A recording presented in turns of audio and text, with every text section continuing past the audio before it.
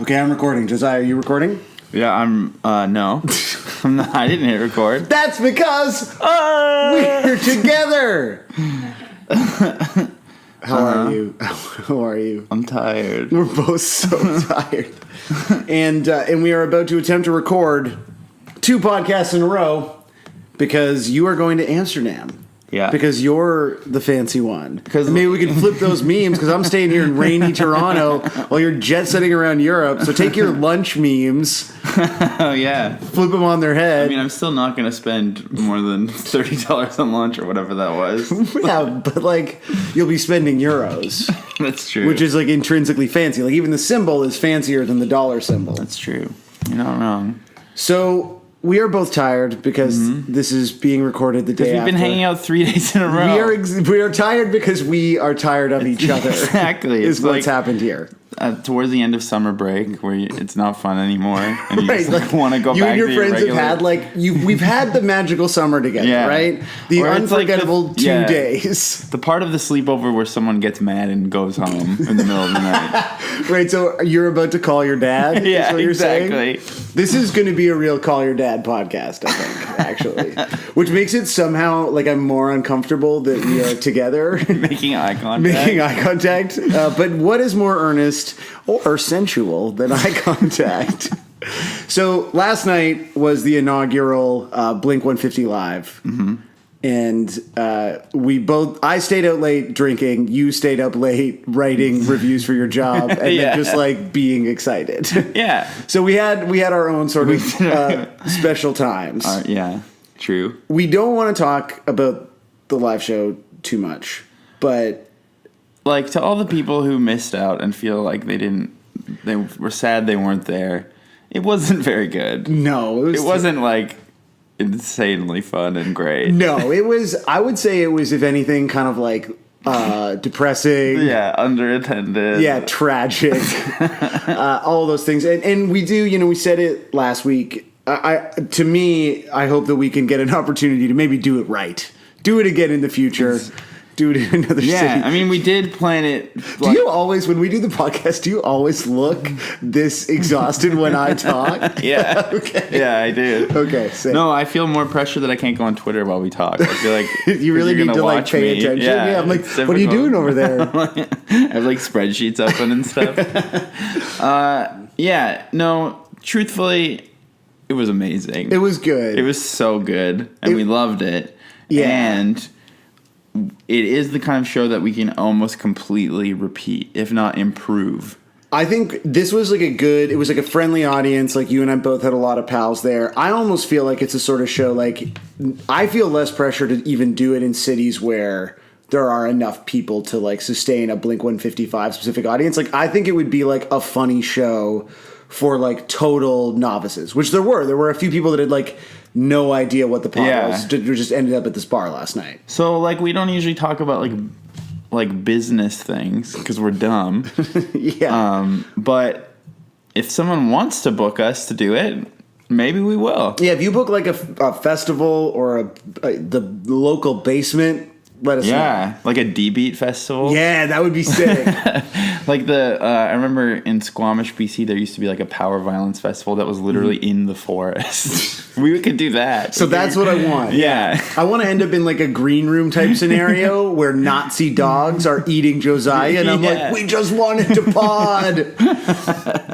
But again, to sort of tell the truth, in earnest season as well, like, so we're definitely gonna, there was obviously nationwide a lot of chatter of sort of wanting to live stream, and I think there's enough that's special in it that like it could be replicated, and eventually everyone's going to see everything that was in the show. Yeah, like it's not, we're not like hoarding anything. No. We just think like it'll be special to be And able to tour this or something. I think the reason people were so upset is because they assumed we were doing a song. Yeah, and we did damn it, and we're never going to do it again. and that's it. And I'm sorry if you missed out. That was the last episode of the podcast last night, and this is an epilogue. Yeah. Where we just say goodbye forever. I think like, I do want to say this because it's like it's earnest season. I mean, being able to meet people that we didn't know and talk about not just like the pod. Eventually, just like I ended up talking about like Harmony Korine with just like a Ryerson With film Harmony student. Korine. With Harmony came, so that was cool. Shout outs Harmony.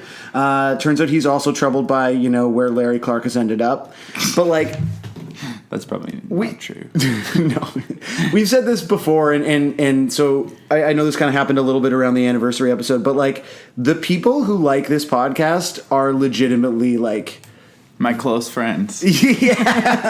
like we are very fortunate. Like it's to be able to meet the other people that spend 3 hours listening to the shit that we've spent 3 hours just rambling about is like it's really amazing. And It really like became clear when we just talked in front of people, but there was actual people there. Yeah. I'm just so used to it being just even less than this. This is even like an elevated version of it right now. Yeah. Because normally it's just me in my hole, just hunched over in my underwear, being like, just in your wet hole, just being like, gob. Yeah. And I didn't realize that people like it when I say gob. So yeah, it's cool. There was way more people than we expected, and it was just like it was really cool. And I don't know. I don't know what else to say about it. Well, It makes me we appreciate it. I don't know. Fuck. yeah. Well, in addition to that, we appreciate the worldwide nation. That's what I mean. I'm like the scope of the whole thing becomes really clear when a tiny portion of it is like physically manifested in front of you, right?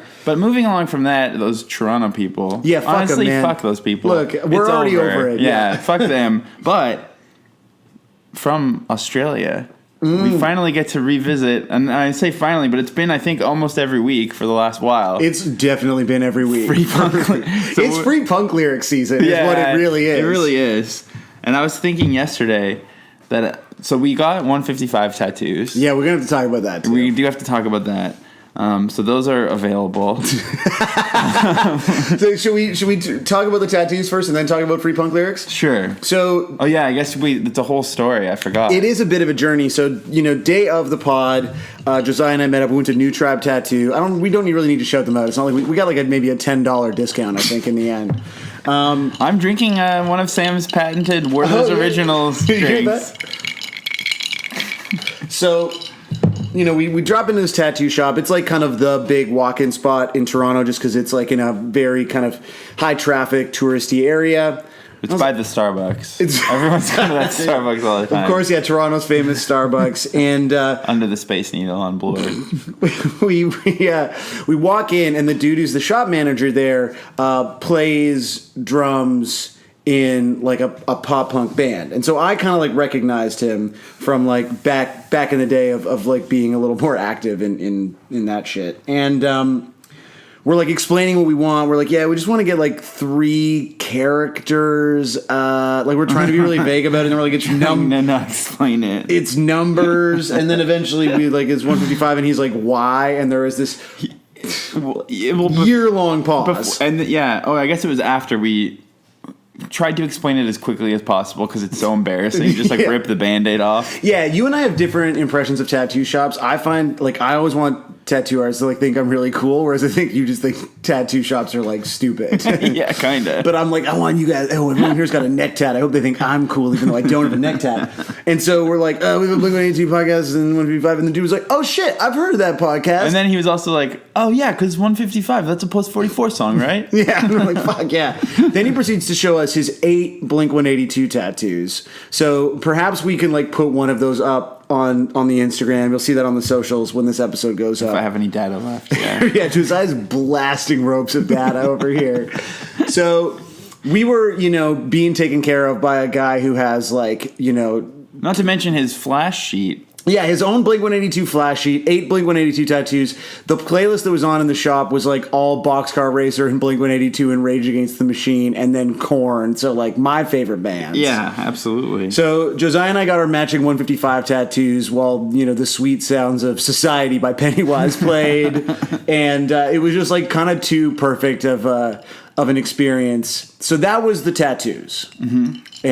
But then when I was talking about the tattoos, I came to the realization that another great tattoo to get would be just in like handwriting, HTTPS //freepunklyrics.tumblr.com just written out. I think that'd be a really good tattoo. I think that'd be a great tattoo. So if someone in the nation gets that, you'll get at least a like from us, I guess. Yeah, I mean, here's the thing. If you get that tattoo, it'll get shared. And it might get tens of likes. It's true. So that's a good reason. It's pretty good to get a tattoo. But so if this is your first episode somehow, we got to find a shorter way of explaining free punk lyrics because we have to do it. It's like we're explaining the concept of the pod at this point. And then imagine having to explain the free punk lyrics tattoo to your tattoo artist. So there's a Blink 182 podcast. So free punk lyrics is I'm trying to do like a fast forward sound like all right, so now we all know what it is. Yeah, exactly. So here's another one. So this one comes from the band Poway High Dropouts, which may or may not be Joel, Blink 155 fan 420. Okay, sick. Yeah, and so this is his take on the song Meat Holocaust. So here we go.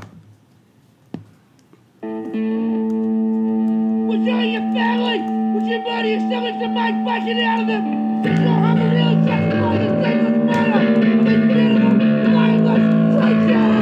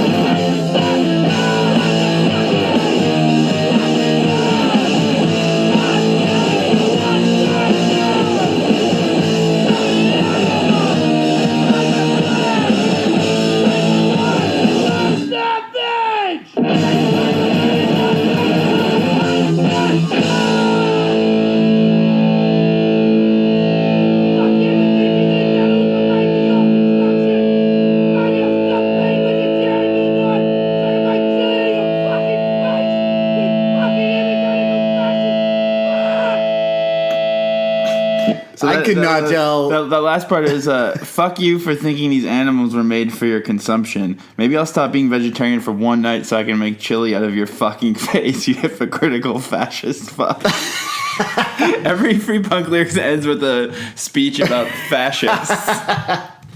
Which I think is a good time to just say that definitely we're going to do a free punk lyrics tape comp. At this point, like I was thinking, like the free punk lyrics tag on Bandcamp has got to be like getting kind of robust. I mean, this one is not tagged, so oh, we got to tag your Joel. shit, guys. I also was feeling like I finally like the Australian accent when it's like doing a negative approach. Oh, like there, you finally got the perfect usage for it.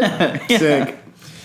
So this is going to be the last time that we talk ever, because of course, as discussed, we're shutting down the pod. It's over. Yeah. No, like we've been hanging out now for like 2 days in a row. We're about to do 2 pods in a row. Yeah. And yeah, I just keep thinking, Josiah, like it's just I'm getting so used to you. Oh, right. I think I know what you're gonna say. In my life, your house is gonna be really empty when I leave. Yeah.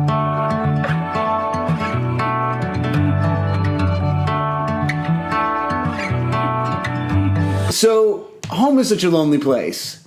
I'm sorry to hear that. This song, we shared the experience of listening to it together. That was really hard. I was biting my tongue. And like clearly all we wanted to do was talk about it. So let's get into it now, as is the sort of theme of this pod. I had a very particular reaction watching the video, one of the many videos that goes along with this song, that, to be honest, surprised me, and I think it has to do with just generally where I'm at emotionally today. But let's start with you. That's my like teaser for my take. Okay. And now I'm going to throw it over to you. Leave the people wanting more. I think this song is almost good. Yeah, it really is, right? And I think even actually at the start, the like finger picking makes it sound like a Nick Drake song for a second. Oh, okay. Like when it first starts, you're like, damn, this is tasteful. Yeah. So it starts good. I think the chorus is too big, and it makes it sound like a Backstreet Boys song. When Matt Skiba sings the chorus, and I think they add like, there's some twee-cocking going on for sure. It's well cocked. And then I really hate the drumming because the drumming sounds like church drums. Yeah, and there's also like little electronic drum flourishes like before the full drums come in. They're like, Yeah. and you're like, I don't like that. And it just has this galloping feel. Like, it's just like, if you need to play drums, just do like some like, I don't know, just do some simple explosions in the sky type shit or something. Not this like, it's like so, and it's just so churchy what a treat too. it There's is so to many see like, you doing like physically. I hate to make the pod more visual, but guys, when Josiah pretends to drum, it's like a full body experience. it just makes me think of like church drums where there's always like plexiglass around the drummer because they want to mix it. So like, Is that why you guys do that? Yeah, because I hate it. I hate church sound guys so much. Yeah, they're garbage. but they're people. still like it's still your people. I know, but like those people were my enemies when I was young.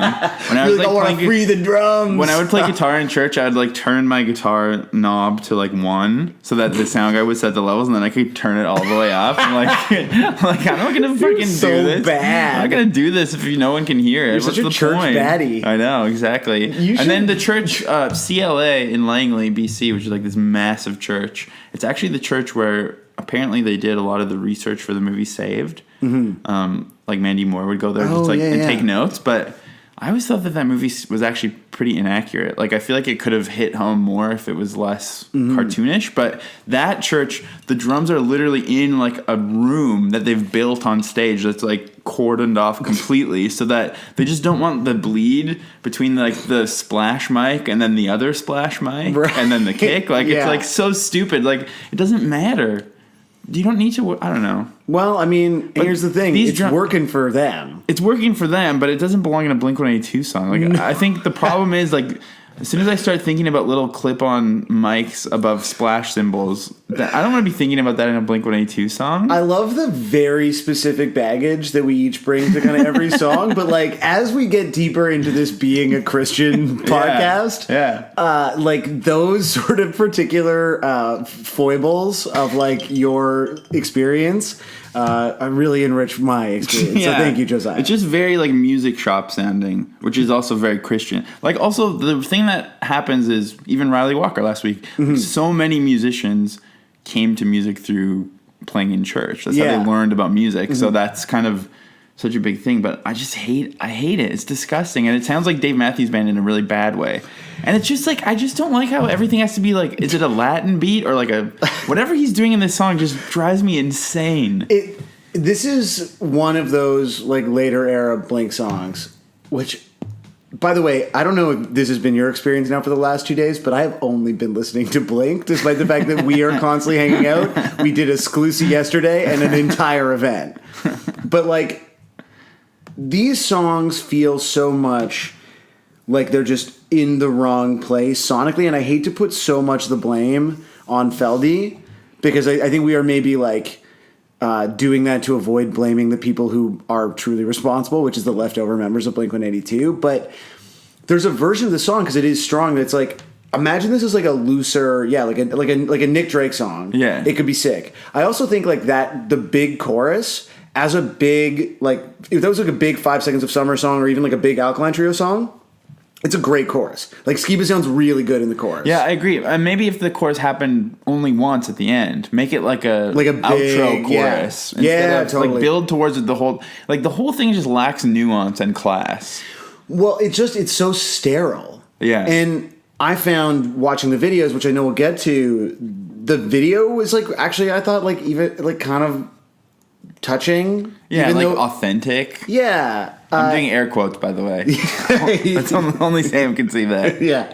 And so there's also another version of the song where I feel like it's like a Casey Musgrave song.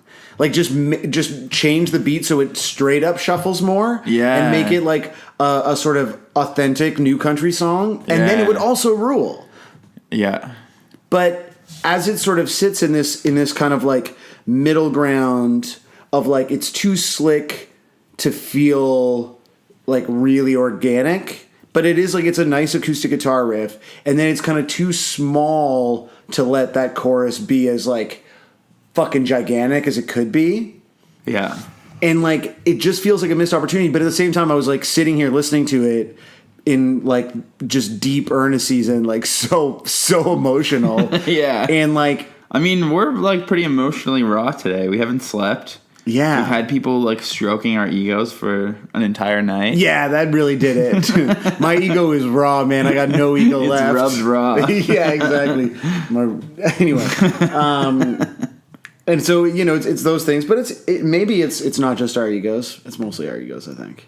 No, I think you're right. It's like, I don't know. I lost my train of thought. Are you looking at Twitter? No, I'm looking at Wikipedia. Okay, cool. No, but you said that maybe we can't blame Feldy. Can we? I think we can, but there's Good. also someone else we can blame. Who's Sam. that, Josiah? Well, I've just sent you a link on here. See, you should be paying more attention to your computer. Oh, here's the thing. I'm actually, because you're here, I'm not logged into Gmail. Oh, shit. 'Cause I was You want like- me to read out the URL? I'm like- HTTPS. I'm going to get a tattoo of it. Hold on. Now I got to check my email. I got the my newsletter from the New Yorker. What's Ooh this? la la. Not to brag, but You signed up after they got Steve Bannon at their festival. I was like, this is my kind of. These guys respect free speech. Sorry, I'm going to unsubscribe to it actually right now, just to stand on the right side of history. 1 second. Unsubscribe. Reason. Just no good. So the person to blame, in addition to Feldy and Skiba and Hopus and Barker, is parkour. Barcour. It sounds like he's doing parkour on the drums.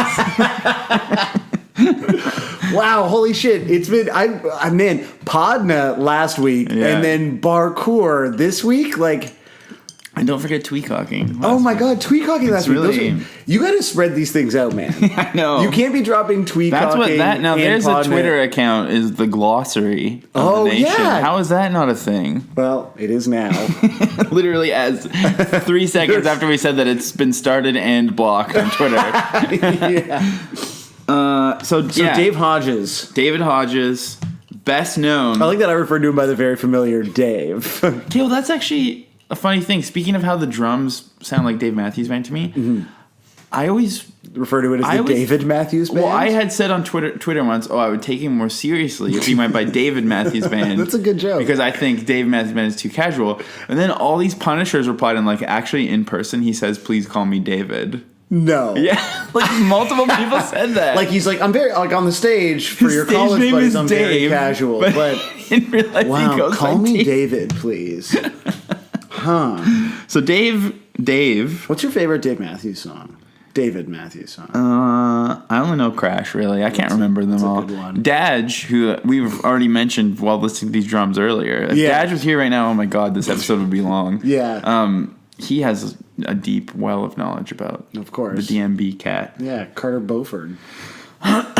So David Hodges He is is partially to blame here. Yeah, he co-wrote this song, and this is one of 3 songs that he co-wrote on the album, and they're not really the songs that I would expect, because David Hodges is mostly known for writing songs for Evanescence. But he's also written for Carrie Underwood. Actually, I think he's a member of Evanescence. Oh. Yeah, he was a member of Evanescence, and then he's written for a bunch of people, but like, to me, there are Blink songs that sound like Evanescence, like Los Angeles, so or good. some of the others. Yeah. But I don't know, this song doesn't sound like an Evanescence song. But yeah, he has become like a pop guy. So he's also written some very sick Avril Lavigne songs. Well, like rock and roll. This also sort of proves like the sort of prescient genius of what I was saying earlier, that the sort of pop and like kind of alt new country, not that Carrie Underwood is remotely alt, but like that sort of new country vibe. Yeah. So he's got like, Carrie Underwood, Reba he's worked with, like all these things that sort of straddle a line. He's worked with noted Sleaford Mods fan Keith Urban as well. So here's something that I'm a little frustrated by. I saw on Twitter. This is going to be a very convoluted story. The point is, I saw that someone asked Keith Urban at the CCMAs whether or not he is a Sleaford Mods fan, but that was all I saw. I saw someone be like, this was asked, and I was like, what's the fucking answer? So if someone can like watch the Somebody CCMAs, asked him, and yeah, and that was the extent of. So we'll never know. But anyway, so this guy that reminds me of how like every time I'm with Sarah, I'm like, oh, did you hear? And then I'd ask her like half of a headline I read, and like, oh, did you hear something went down with Les Moonves? And she's like, no, what happened? And I'm like, I have no idea. I didn't click. I was hoping you would know. Yeah, totally. Yeah. Someone explain this to me. Someone explain if someone can explain what's happened in Ontario politics today to me, that would be helpful. So maybe Bill Billingsley can update me on what our wacky premier is up to. I'd really appreciate it. So he actually produced the most recent Avril Lavigne album, right? Yeah, and then like Rock and Roll and Here's to Never Growing Up are such good Avril Lavigne songs. It's crazy. Here's to Never Growing Up fucking bangs. But yeah, so I don't know, like these 3 California songs he worked on, Home is Such a Lonely Place, Kings of the Weekend, Teenage Satellites, like they don't even fit together. They're all batched together on the album. Like Kings of the Weekend and Teenage Satellites sort of make sense together in my mind. Yeah. But then I just don't see this guy writing a ballad. Although he has, and as I said, it reminded me of Backstreet Boys, and I think he did. He did write a Backstreet Boys song. Yeah, so that's what I'm getting from that chorus. Yeah. I mean, Backstreet Boys are good. Sometimes I think that you write a chorus that is so huge that you might, maybe sometimes you need to be like, this actually doesn't fit with this band. Like that chorus is like 2 Backstreet Boys for Blink-182. Don't you think? That could have been, because did you watch that Backstreet Boys documentary that was all about, it was actually really fucking good. No, I didn't, show but me I what heard you it's got. good. I heard it's really Show me what good. you're made of. Show them what you're made of. Are you doing Show Me commercials? For that failed Yes. We're making failed Canadian streaming service Yeah, so jokes. for people, oh wow, yeah, let's not. Anyway, the Backstreet Boys album, or Backstreet Boys doc, is like legitimately fucking sick. But then the third act is entirely just a promo for their kind of comeback album, which had no hits. I think they really tried to write a lot of it, and so like this would have been like if you gave this song to the Backstreet Boys, and just let them and like keep the own arrangement it. the same, because it's like a good Backstreet Boys song as it is. Yeah. I think, but it's just. Here's an interesting fact. Do you know on this same album that David Hodges worked on with the Backstreet Boys, JC JC from NSYNC also contributed to the song Treat Me Right and was praised by the critics, is like a pull quote on Wikipedia, which is like... That could mean anything, though. Yeah. You know what? Like, we talked obviously we sort of fumbled our way through talking about how totally sick The Nation is earlier, but I can't wait until The Nation is powerful enough to make like these sort of Wikipedia entries that are sort of where it's like, Josiah's solo, All the Small Things, was praised for its experimental nature. Or they could also start annotating songs and, like other people's songs with things that were said on the Blink-155 podcast. Like, totally. So you guys are all looking for assignments every week. Everyone's just looking for work, right? Everyone's just trying to fill their time until they die. It's like a Home Depot parking lot. But yeah, outside of David Hodges, which again, I wish that there was more. Like, I loved, obviously, we talk about it every week now, the Bottom of the Ocean episode. It was cool to talk to that songwriter, but I wish I could know about what the Evanescence guy did, why he was brought in. Did you not message him? No, I didn't think of it because I was working today. Right. But yeah, I don't know. It's just kind of... I guess this is the most Blink-182 song where I've been like, yeah, there was definitely a co-writer. It feels, it's interesting because, and I'm sure you're going to get to this. I remember seeing some quotes from Mark Hoppus when the record came out about how, this is sort of very specifically about family and, like his kid. And so on one hand, it feels like it's coming from, and it's just, I think, a function of it being a stripped down song. It feels like it's supposed to be coming from this like very real and intimate place. But at the same time, it feels like there was probably a lot of cooks in the kitchen, right? Yeah. Yeah. Well, let's hear what Feldy had to say. Love to hear from Feldy. Which is always fun. This song was Mark's idea. It was Mark's lyric of "Home is such a lonely place without you." Except in this quote it says "with you," which is actually a better lyric. But that's so much... That's dark. That's dark good. as fuck. Yeah. Oh. Unless he was just misquoted wherever I grabbed this from. No, I like this. So Feldy continues, his son is probably the smartest guy I've ever met, Jack Hoppus. He's a Mensa kid. He's literally studying at Oxford right now. He's 13. We were talking about what the day is going to look like when we've had our family so long. What's going to happen when they leave? What are our lives going to look like when we built them around our children? He had this concept of our kids being gone. Everyone cried when we played it for them. Mark and Travis made it sound Blink to me. Skiba put his second verse into the song and made it his own. That song is a very special moment on the record. I mean, almost every sentence of that made me angry, except the first half didn't. But Yeah. like, how does it sound Blink in any way? No, I mean, I guess, like, if you played it on, if there were more electric guitars in it, Yeah. it could be, like, Adam's songy. Yeah. Like, that feels like the if you think of all of the songs on California as attempting to mine, like, aspects of the Blink Right. catalog, like, maybe that's what they feel like they're referencing here, even though instead it kind of sounds like that, what's that, like, janky hippie band that also has a song about home? Home, let me go home. This is really quite uncomfortable in real life. It's like one of those songs that I would Shazam, you know? Did I already You talk should about try singing Shazamming the it and hotel then song? Did I already talk about that? About Or no? what? About Shazamming a song in my hotel. Did I tell you this? You were Shazamming the other. You're always Shazamming. I love the Shazam, man. It's such a. I feel like whenever I want to Shazam something, I usually think to myself, if you don't know it, then you're a poser already. You should just not. Right. Well, Except I do sometimes. I usually ask Siri to just, what song is this or whatever. and to be fair, like, in particular, what you're describing is me Shazamming a Pennywise song when we were Oh, getting yeah, tattoos. that's what it was. Because, like, Society came on and we were like, I think the tattoo artist was like, is this Pennywise? And we were like, I think so. But, like, I truly do not give a And in my shit mind, what I was like, Pennywise- I don't know. It sounds like shit. Probably. It's probably Pennywise. But anyway, so my last Shazam was Pennywise, just to give you an idea of how fucking punk I am. Shazamming Pennywise. Well, it's better So than me good. Shazamming Trampled by Turtles.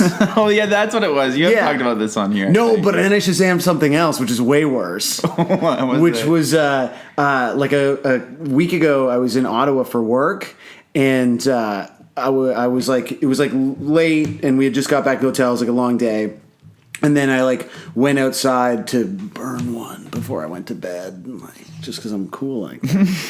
So I'm like standing. You burned a CD? I went outside to And then burn you a big Shazammed the CD, and then CD. I was like, "What are all these great songs?" And I was like standing in front, like waiting for the elevator. And you know, there's like the tiny shitty speakers often in hotels that like just play music in front of the elevator to try to drown out the sound of the elevator for the people that like have to sleep near it. Yeah. And it was playing this like very lovely, like just benign indie rock song that you would hear in a fucking like hotel in Ottawa, and I was like sitting waiting for the elevator, and I was like, yo, this song's actually really good. And so I Shazammed like literally elevator music and then added it to my Apple Music and have greatly enjoyed it. So what was it? It was a band called the Submarines. Maybe should I play it now? Sure. Do people want to hear what I Shazammed? Yeah. Oh, it's so good. Sorry, my computer is like a mess of like all of the Adam song remixes that I put on here recently. So like it's actually Well, while you're looking that up, I'm trying to figure out. oh, here it is. Oh, never mind. It's so good.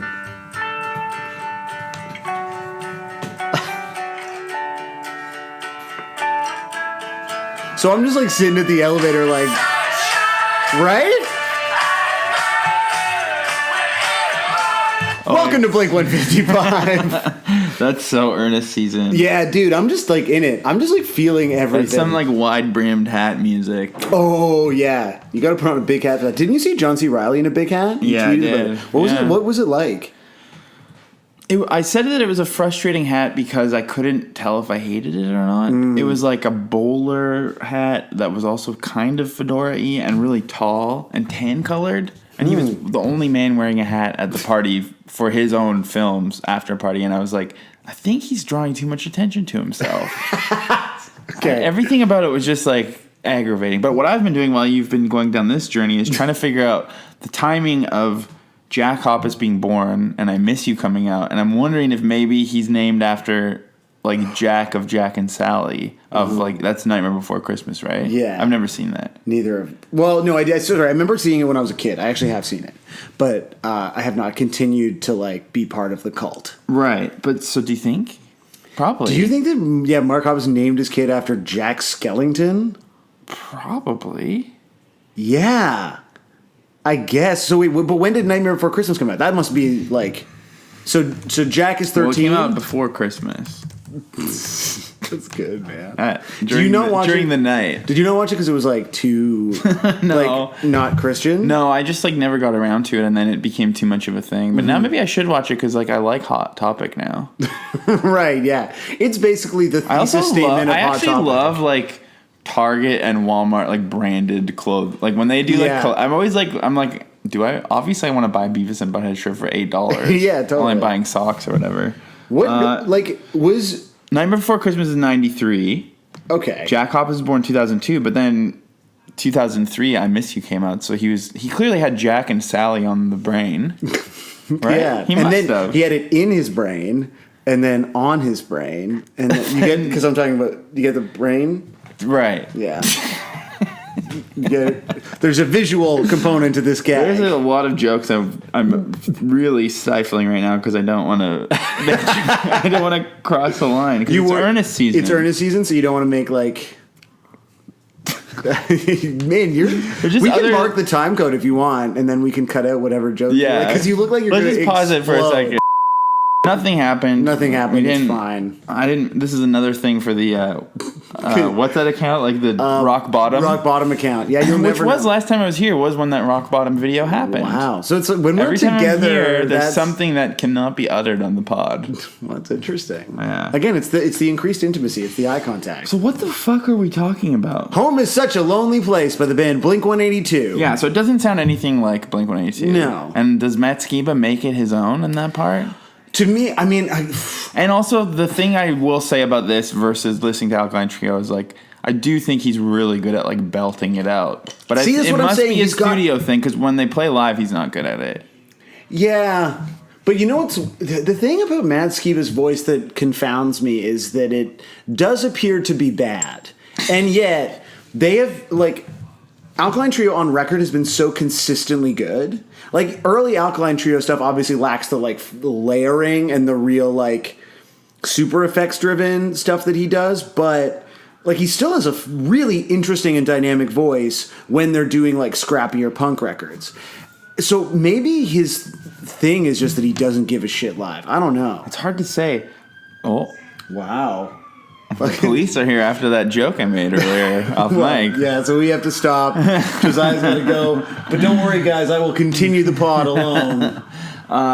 It kind of reminds me though of like maybe it's easier to sound good at singing when you're just belting it out with no nuance, right? Like I've heard people, I forget where, probably maybe on CBC or maybe I read it. I don't know. The Canadian Broadcasting Corporation. Somewhere somebody who had like an actual classically trained voice was talking about Adele and saying like everyone thinks she's good at singing because she just yells the whole time and she's actually has no control over her voice and is not good at singing. And it's kind of like this. In this, you're like he's belting it out, but I don't know. Maybe that's not that hard to do. When I used to be like more of a drumman, and I remember like I would like took drum lessons and stuff, and I feel like the thing that they always drive home when you're like really in like music, and this is the same in like band class and shit, is like it's harder to play quietly. Yeah. Because you do need to like you can't just rely on volume. And I mean, it's also why like punk is good because it's just you in church turning your guitar up. Yeah. And it's like, it sounds fine. It's good. Loud is better. Like the truth is if you drum hard, then your band is good. Yes, exactly. But music school teaches you the opposite.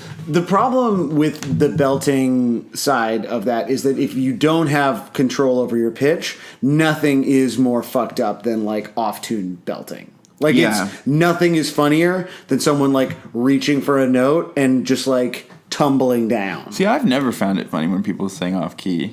Yeah.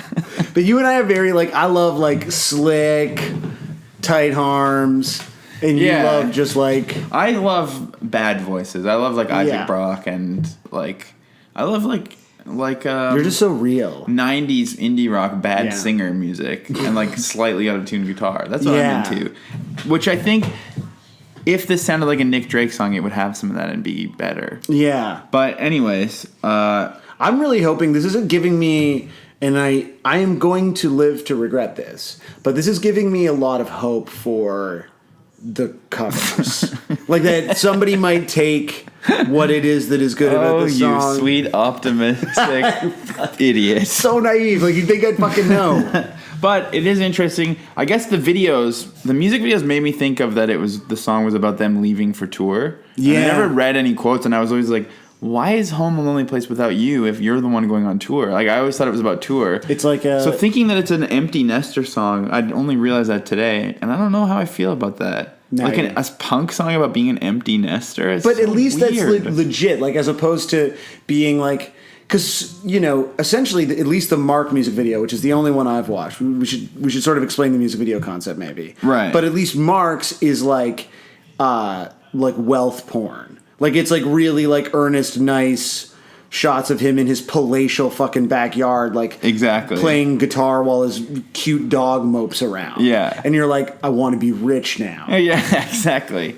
It is like that. We'll talk about the music videos in a second, but we were just talking about Pennywise. Have you watched The Other F Word? No. I think we got to do a exclusive about it. 'cause Yeah? Mark's in it. It's so frustrating to watch. And I will say Mark is one of the people who comes off the best in it, but it's about all the punk dads. Yeah. And the main central person is the guy from Pennywise who's like, I have to tour like 300 days a year to maintain this lifestyle. But the lifestyle is like having a very beautiful house with a large family who all shop all the time. It Yeah. seems like it's like Sounds so sick. maybe just like make them stop shopping or like budget a little bit or just like get a real job to like don't tour 300 days a year with Pennywise. Like it's just you're clearly like the math doesn't add up. No wonder you're so stressed. Yeah, it's a real, like, it's the drill, like, you know, someone can tell me the my family is candles. dying. But it's like 300 performances of Bro Him a year. Yeah, like Here's a I don't question, know, Josiah. The Do you, movie's insane. Josiah, do you want kids? I don't know. Yeah? Probably not. Really? We'll see. Yeah. What about you? Same. I mean, I want them, but I don't want to ruin my fucking life. Yeah, Like you want like I literally I do. I never have that desire ever. I never think to myself like, I desire children. wow, this is a true earnest season. I mean, I was, Please quote that. yeah, that's just fodder, right?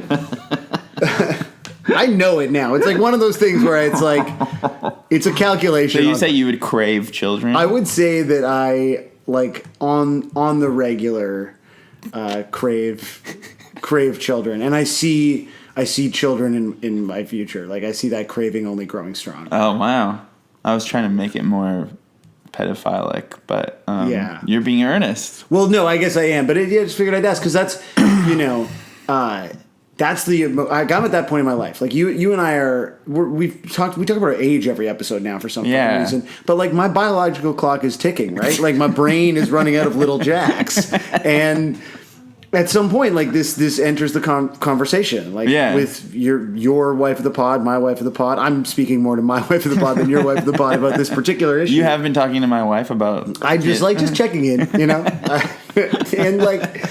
And so watching the video and like seeing the song, it's like I'm raw fucking nerve today. So you're already like this. I'm not song, thinking about that, but what I'm you're thinking, already thinking about when your kids grow up and leave the home. this is what I think about. I think about, and this is like great for our like basically a fucking joke podcast, but like what I think about is I don't want a kid now because all of the people that I know that have kids are fucking miserable and they hate their children. Yeah. But everyone I know who's like 50 and 60 and like does like, you know, like people you know that maybe are childless and older, some of them are like living their best fucking life and it rules. But like some people I sense like in my parent circle like kind of maybe like might like feel like they missed out, right? Yeah. And you're like, I don't know which path I want because I worry that right now I'm like I could have a kid and I could be miserable, but like what happens when I'm 60 and I'm like, oh shit, I wish I had a fucking kid. This is actually a thing that I think about basically all the fucking time. I mean that makes sense. But like I kind of just feel like the last 15 years things have changed, but also nothing has really changed, and like all my friends are the same, and I just feel like even when we're like in our 40s and maybe 50s, it's probably just going to seem the same all the time. I mean that's probably also true. Like I just feel like the people I know of my generation are just probably not going to have kids or buy houses. Well, it's like no one gets married, which is funny because like you and I are both married. Yeah. No one's going to be able to afford a house, and then like the world is so hot and horrible, horrible, just like insanely awful. Yeah, that like, but I also don't want to pretend that that's like that. It's like I'm being so selfless, and I'm like I don't want to bring someone into this fucking world. Yeah. It's mostly that I don't want like my great fucking life to be ruined. Well, It's 100% selfish. I'm still truly at a point where like I have to check my online banking when I'm gonna buy a coffee. Yeah. Most of the time. So it's like I don't want to have a kid in that situation. Kids drink so much coffee. It's true. But I don't know. I don't want to have to like. I want to be able to like get my kid whatever is the cool shoes or whatever if I were to have one. But I also just don't really want one. I just want to watch TV. Yeah, like TV rules, and the TV that kids like sucks.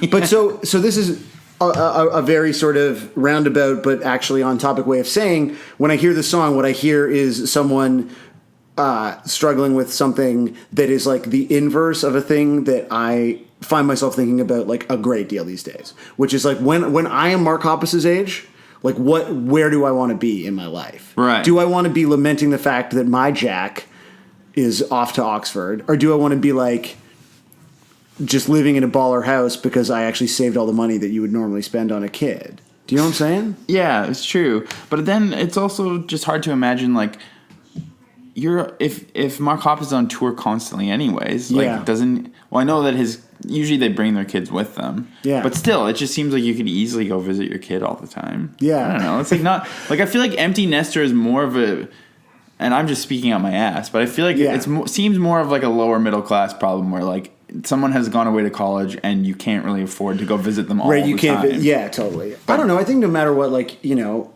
I live down the fucking subway line from my parents. You know what I mean? Like, I'm in the same city as my parents, and I don't see them, like, nearly enough. Yeah. God, this is too real. I can't look you in the eyes. I can't look you in the eyes and talk about my parents. It's like too fucked up. Why are you masturbating right now? Like, and so, you know, and it's very easy for us to see each other. And I don't know, like, some part of me is like, I know that they probably wish that we saw each other more often. I wish I saw them more often, but I'm too busy being a dick doing this podcast instead of talking to my dad. You know? Life is painful for everyone. So, like, I mean, and it's not that this song is saying, like, you're not allowed to go to college or you have to stay here. That's a song is about, like, being, like, one of the bad parents in like, a movie. The song's about Lady Bird. Yeah. Not that she's a bad mom. It's complicated. You're really hedging everything right now. I'm just like, I don't know. What if the mom from Lady Bird, who's a real person, is listening? Yeah, I know. Hey, shout out to Sacramento, by the way. Yo, hell yeah. Yeah, I don't know. It just kind of... I guess I like that it's about a real thing, but it's also just sort of a weird topic for a Blink-182 song. And again, it's not... It has none... Like, they still pitch this album like it has some of this Descendants angst to it. And it doesn't. And just, like, I just feel like when they talk about what they're doing, they seem so out of touch with what it actually is. But isn't this at least, like... Because we did No Future, right? And I remember you reading a similar interview where it's like, punk, right? No Future, yeah. The Sex Pistols, Anarchy, a stud. Like basically hashtag rap about, like, just punk things you've seen at the mall. Yeah.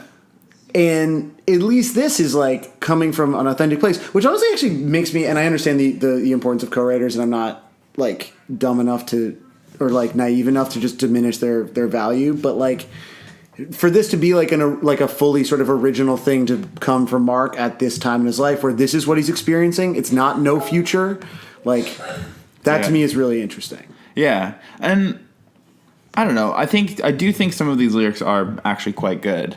On this song, like specifically, I love the lightning but hate the rain is like so cheesy, but it does fit with what the vibe is. Like they're like, because I also just think, for me personally, moving out of my parents' house and like growing on my own, I don't talk to my parents enough or see them enough because we're both really busy. But whenever I do see them, I'm friends with them. There's no like hierarchy of parent and child or of like feeling any sort of like you know, just any of, like, the kid relationship. It's just, like, they're my friends now. Yeah. And you can't really get that without... Like, Jack Hoppus needs to become his own man.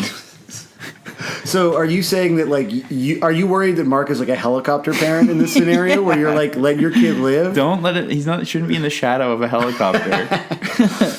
Which is one of the tattoos that the guy that was the shop manager. Yeah, he did have. By the way, he had a Mark MH. Mark Hoppus portrait with the MH. We still don't know the number. No, there's what's the thing about like there's like the moon is spinning off into outer space without you. Like there's a coherent set of lyrical ideas here, which is something that we've been sort of critical of. And something that we've been saying about Ernest season 2 is that when you're like openly corny from the get go, then you can be as corny as you want. Like Wishing Well last week is like so in this context, being corny is fully allowed in my opinion. But I don't love that he shouts out Sunset Drive.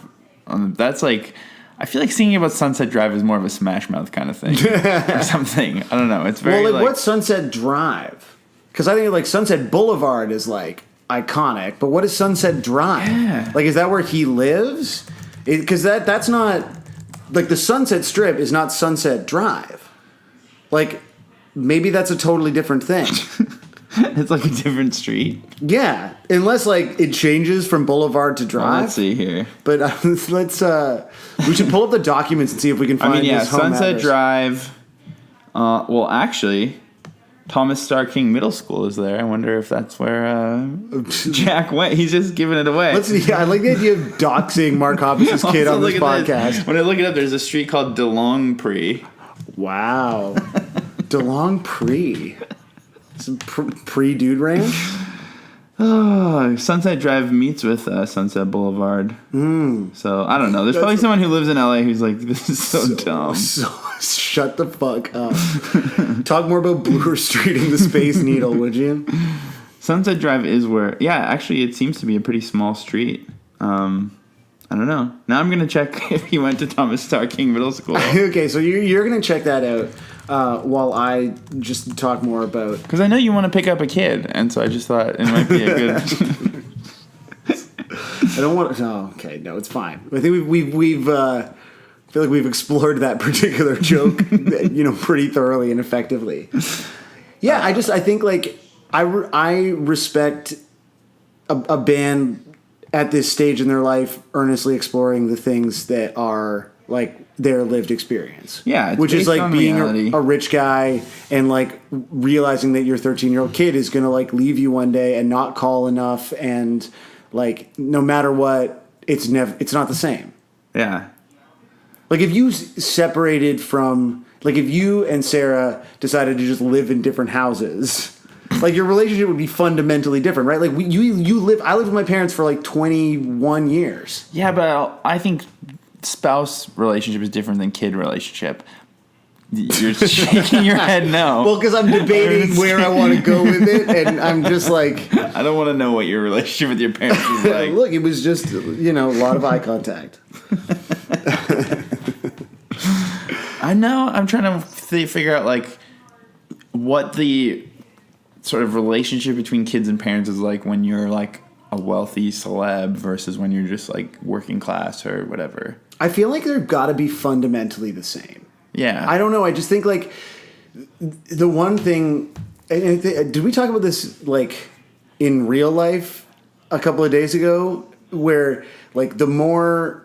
Like, we now have this, like, pretty fucking...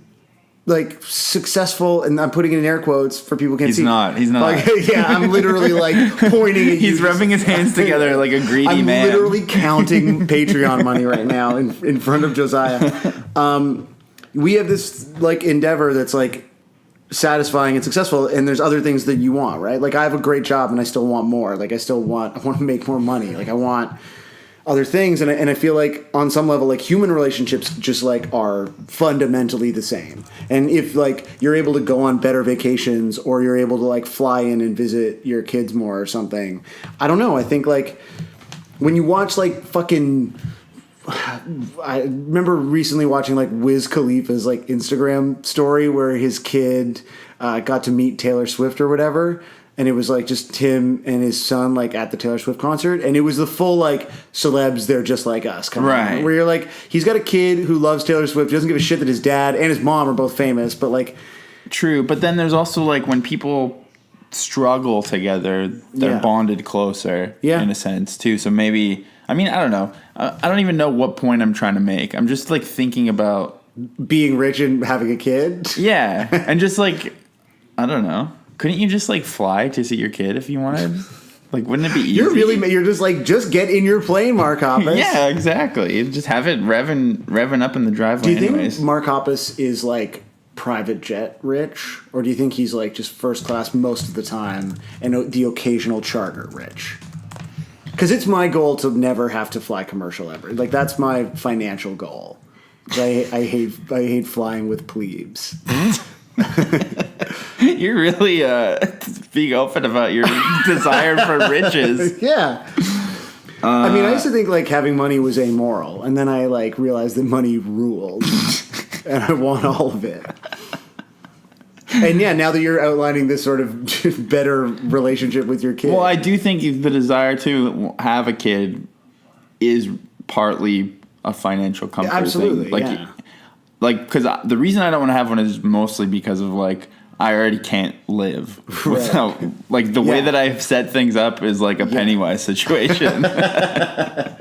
So is that why you hate Pennywise so much? Because it's too relatable. Pennywise is too relatable. You're in to a doc me. and you're like, I gotta do the pod every week, or else I can't feed my kid. And it's like, or you could stop spending all your time looking up "Home is Such a Lonely Place" covers. And But I think what we're talking about is somewhere in the middle, like. Because, and that is really exemplified in the music videos. Yeah. So directed by Jason Goldwatch. No clue who that is. Don't care. Just gonna say the definitely rich, name. though. He's got that gold watch. Like, shit. Exactly. Braggart. I'm Yeah. gonna change my name to like Sam. His real name, actually. Like fucking Josiah- leather wallet. Josiah Edgewatch. Yeah. He's done a lot of rap videos. But it's sort of like it's shot on, is it 16 millimeter? Yeah, I really like Obviously, this idea. that aesthetic always looks good, no matter what. It's like, I would say it's timeless, but I guess it only goes back so far. Right. It's 30 yearsless. But that makes it feel authentic. Yeah. Air quotes. And relatable. But then the content of what they're shooting is not entirely relatable. So But I like that. Yeah, me too. That's what I'm saying. Like, it does help you realize, like, wow, even in these, like, elaborate punk mansions, there's still this grainy, warm crackle vinyls feeling that you get. It's very vinyl. Because you should explain the video concepts. Because even I, like, was not familiar Well, until actually, why don't I just now let ago. Mark explain it? Oh. Hey, Mark. Guys, this week's... Home Okay, is Such a well, Lonely Place. Sorry.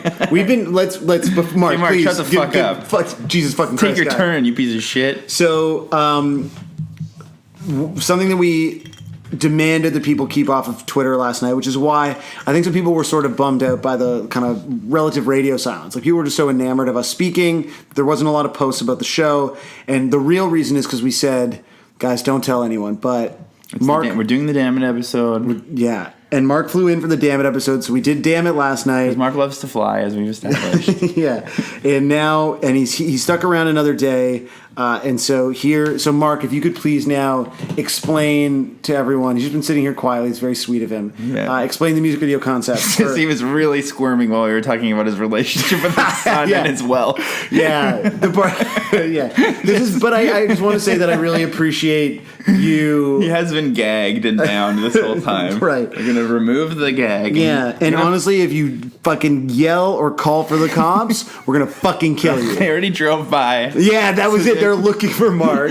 We've set them off and down the other way on Bloor Street, away from the CN Tower, towards the Blue Jays stadium. Yep.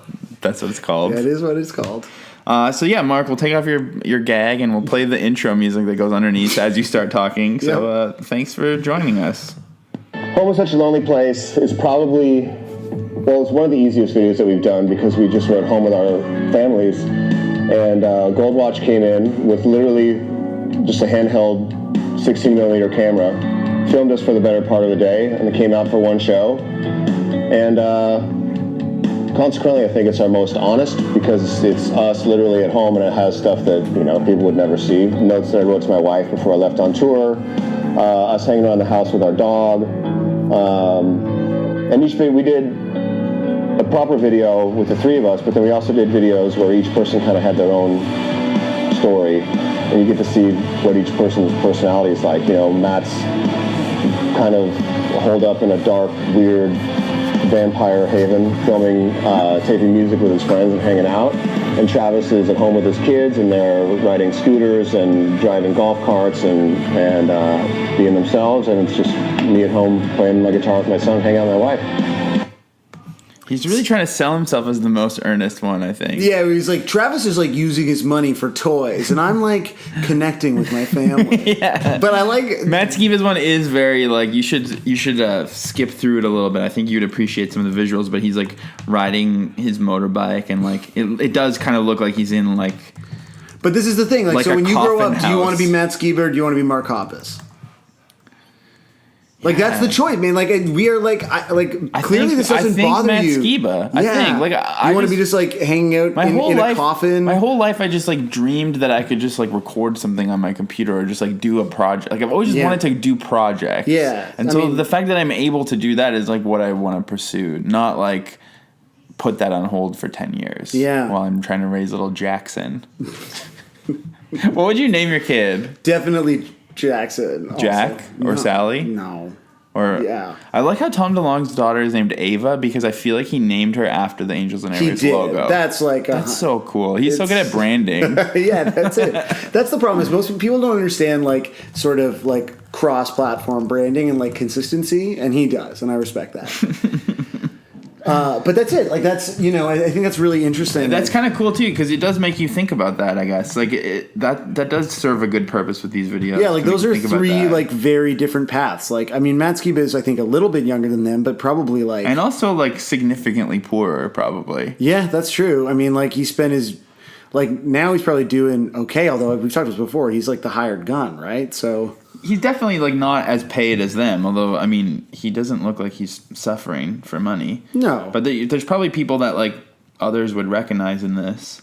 Others, but yeah, it's like his is just hanging out. So like Mark's is like very sweet, and like him, it's like him playing guitar with his son and like just like being nice with his wife. He's wearing a Sharp Shock shirt in the video, which is since it's Tattoo Week. This is the guy from he was on that Tattoo TV show.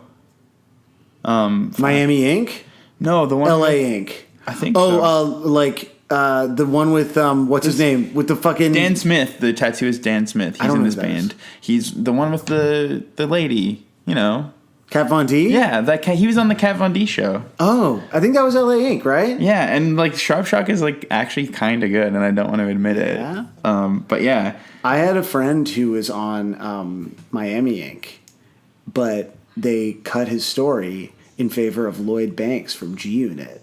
And it was so sad because... It sounds like a correct choice. He knew the episode that he was going to be on, and like his mom had like people over like to watch, and like I watched, like a bunch of us watched, and then the episode ended and you were like, where was he? Oh, that's so classic. Then like it was, fucking Lloyd Banks bumped him.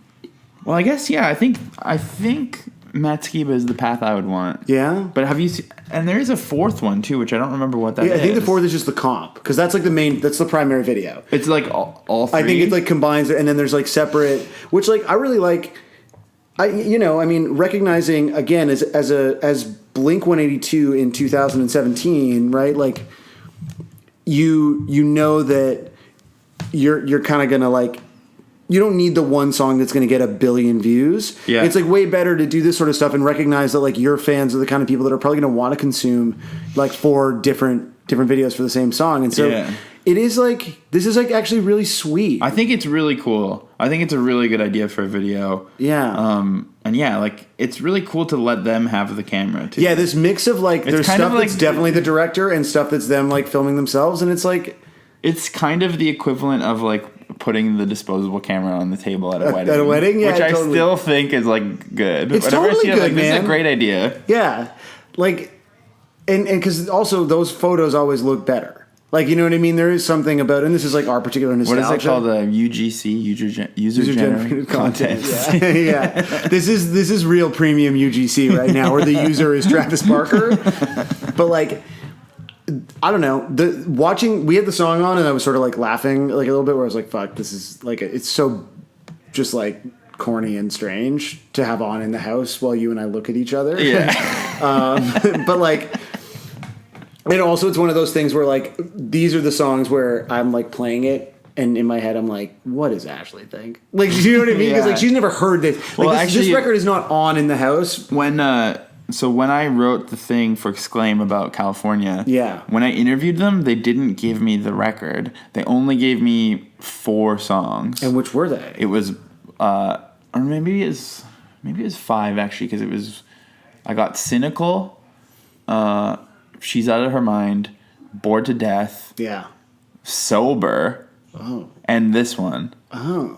And I was working in a record store at the time, and I wasn't supposed to share it yet, but no one ever came in, so it was fine. So I was playing it on the big speakers, and You're a bad boy. By the time I got to this, I was like, this is too embarrassing. Yeah. But yeah, the more we talk about it, the more I'm like, there's a lot of earnesty. I mean, this is like, we were joking about how to like handle sort of this tail end of what I hope is the tail end of Ernest season, because I just can't handle any of this anymore. And you were like, we should definitely do Home is Such a Lonely Place. And I was like, oh, well, this is like a bad, like, in my mind, Ernest is like pathetic, where you and I are like, this song changed our lives, Yeah. man. When I heard this song, it was like, it's so good. Yeah. I know, like, it's always too earnest. the But whole this is thing. like way too, like, we are getting so fucking real.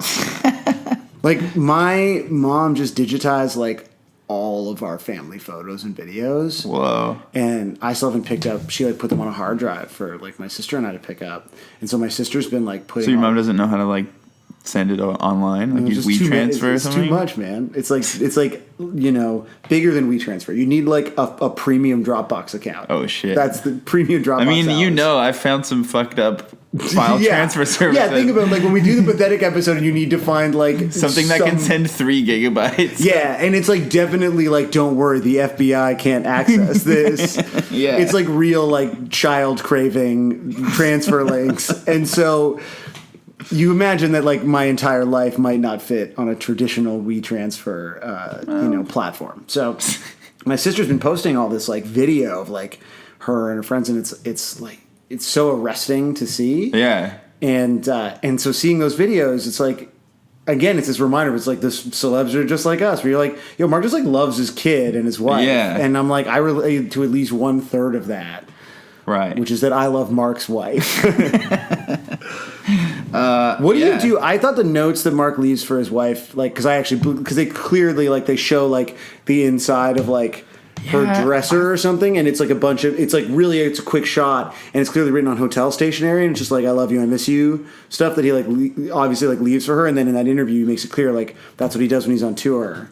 Like, do you do anything nice for Sarah when you're gone, just traipsing around fucking TIFF meeting Jonah Hill?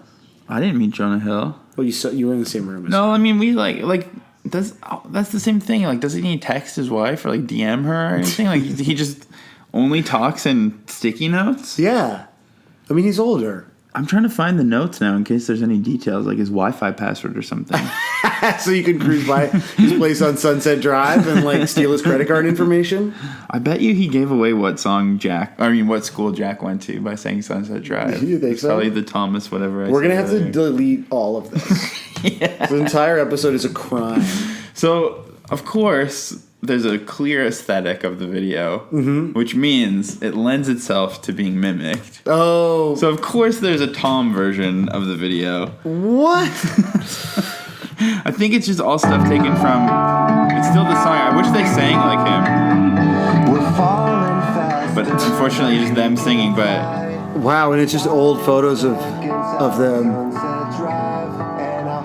the thing about all of them, about all the Blink members like dicking around so much in the olden days, is that it does really lend itself to sad I know. montages. Like making goofy faces and stuff. Oh, this is making me sad now, man. It's like Tom and his like kid playing acoustic guitar. They like took mod life rips and then Yeah. I mean, honestly, there's got to be a better 16 millimeter the 16 plug-in. mil It's filter a little, is no good. Guy, get at least like the 30-day trial of like Red Eye or whatever it is. yeah. Like, it's there, man. It's ready for you. Maybe this isn't made in like Premiere. I thought that might be the problem. I don't know. It has this weird like canvas effect to it. Yeah. I mean, we've talked about this with like other like, you know, there's like actual Blink videos that are like them on tour, and when you watch it through the lens of, Because today, like it's like raining in like very like early fall. Very earnest today. It's today. So in addition to like the live show and not sleeping and like feeling kind of like moved by some shit that happened last night and like whatever, it's also like 10 degrees and raining, and it's just like it's very built like to be. have your sleeves up to Oh here. my god! Yeah, you And like get a mug and hold it like. Yeah, it's like a good time to be in your feelings as it goes. Yeah. And I've been like, I was listening to Neighborhoods. That was like what I was doing today when I was like walking to work, and I was like, I miss Tom. I know. I really do. Yeah, because I feel like Tom could do a really good ballad. Oh yeah, I mean, think about like all the Boxcar Racer songs that sound the same. The ballad version of those songs is like really good. It's weird how like I could never imagine them having outside songwriters with Tom. I wonder if he would. I would say allow it, but like there's a reason why they didn't and then they did. And it was obviously they're like filling a gap, like clearly like Mark is used to Maybe being they able to also sort of bounce just things off. Maybe they just knew that it was going to be weird either way. Yeah. So more people. It makes you like, I'm so curious. I mean, I'm dreading the day that they drop more songs, and I feel like it's coming. Like I can sense it in my body. And like who did they work with? So I don't know. In my body. In my body. Like what is?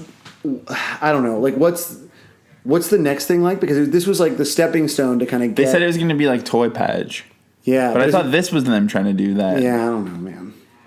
Yeah. Just why doesn't anyone just do, like I always say, do the stripped down back to basics thing. Do a Rick Rubin album that's like almost too boring but good. Yeah. Like the Billy Corgan Soul album, which is good. Anyways, I think it's time to like stop talking about it. And there's too many covers. Okay. And they're all quite bad. Okay, fuck, I knew it. I fucked it up. I jinxed it. But before we get into that, I do... And we got to move your laundry, Josiah. Oh my god, You're yeah. occupying the laundry in my whole building right now. That's true. Should we pause? No, we should. Like, how many covers are there? Like a lot. I kind of got to pee, and so we're gonna take a break. Bevy boy laundry break. Yeah, and then okay, peace.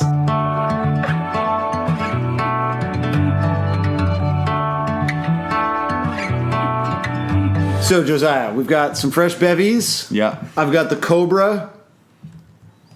Whoa, shit! I've never seen Sam do drugs before. He's like smacking his veins and stuff. It's not drugs. Yeah, so we're gonna start with covers, except we're actually not, because the first thing I'm gonna show you God damn it. is we're talking about the music videos and stuff, and this one I thought was really good because it's a fan-made video by Waves and Grain, and it has 3 views, and it's just a video of like what? It's just barefoot, like walking through, and then there's a lot of cherries. There's like so many cherries in this video. So much leg, so much pasty leg, Just and then a basket of cherries. So I do not own this music. I had the imagery for this video while working in the yard of our house. I'm disgusted. Oh, there's so many close-ups of the feet. Yeah, there's a lot of feet pics. Oh, and he's just this bearded asshole in shorts and no fucking shoes, just cherry picking. Oh, I'm disgusted. Oh, I hate him. Oh, what are the comments? There's none. It only has 3 views, and one of them was me earlier today. Oh, It's very stock footage. See, this is the opposite of UGC. It's too... Why is he so focused on his fucking bare feet? Is it like an authentic thing? I wonder if this is a fetish. It's got to be. Click on the channel. Oh yeah, This person just loves to show off how they know how to shoot good. Yeah, but they don't. That was hideous. Yeah, I know. It was like too... It was like extremely fucking This is all traveling shaky. to check. I don't care. Well, Show me your your- Reliant K song in it though, so that's why I clicked it. You know what Reliant K song is good? All of them? Do you like the one I'm waiting for? That's a good Reliant K song. Oh yeah, actually, I don't actually think I love all their songs, but anyway, You so like that that was one? how I wanted to start this. Okay, good. Yeah, Waves thank and you. Grain Thank with you for the showing me cherries. all their fucking feet. Great time. Start with a foot. Vid. Love the pod. Start with the foot vid. Mm-hmm. And then I was lying when I said we were getting into covers because there are more of these actually. Foot But videos? No. Or just like fan-made kind of Fan-made tribute videos, yeah, and there's, I think I found like multiple Indonesian ones, but this might not be of the music video. I can't remember. Oh yeah, it is. So this is uploaded by End Paper Production, 700 views, and it's kind of awesome. It's the same format. It looks 60 millimeter, but it's like shots of Indonesia, Yeah. and then it's singing in Indonesian. It's like, an Indonesian mall and like just like Indonesian people texting.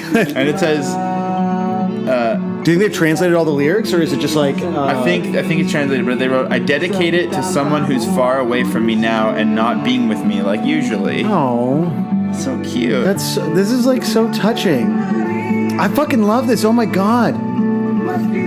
I don't know. Like, there's like, it feels very like in the same way that those other videos are like an authentic kind of cute window into their lives. This is just like this guy following around. There's like these two women with like headscarves, and they're just like in a kind of beautiful, like colorful part of some city. And this is like just so charming. Oh my god, they just noticed the camera. It's so cute. Oh my god. Ernest Season is good. Ernest Season's so Here's good. another Indonesian What do you one. take your notes in? What is that? Text edit, bro. Oh. No formatting at all. Just like straight up, just raw Wow. text. I do that. I do Google Keep. But the problem with that is actually the text is if you copy it into like an email, say, you actually get some formatting. Well, do you know how to paste without formatting? No. Oh, we're gonna have a little tutorial later. Okay, say. It's a long night ahead of us. Yeah.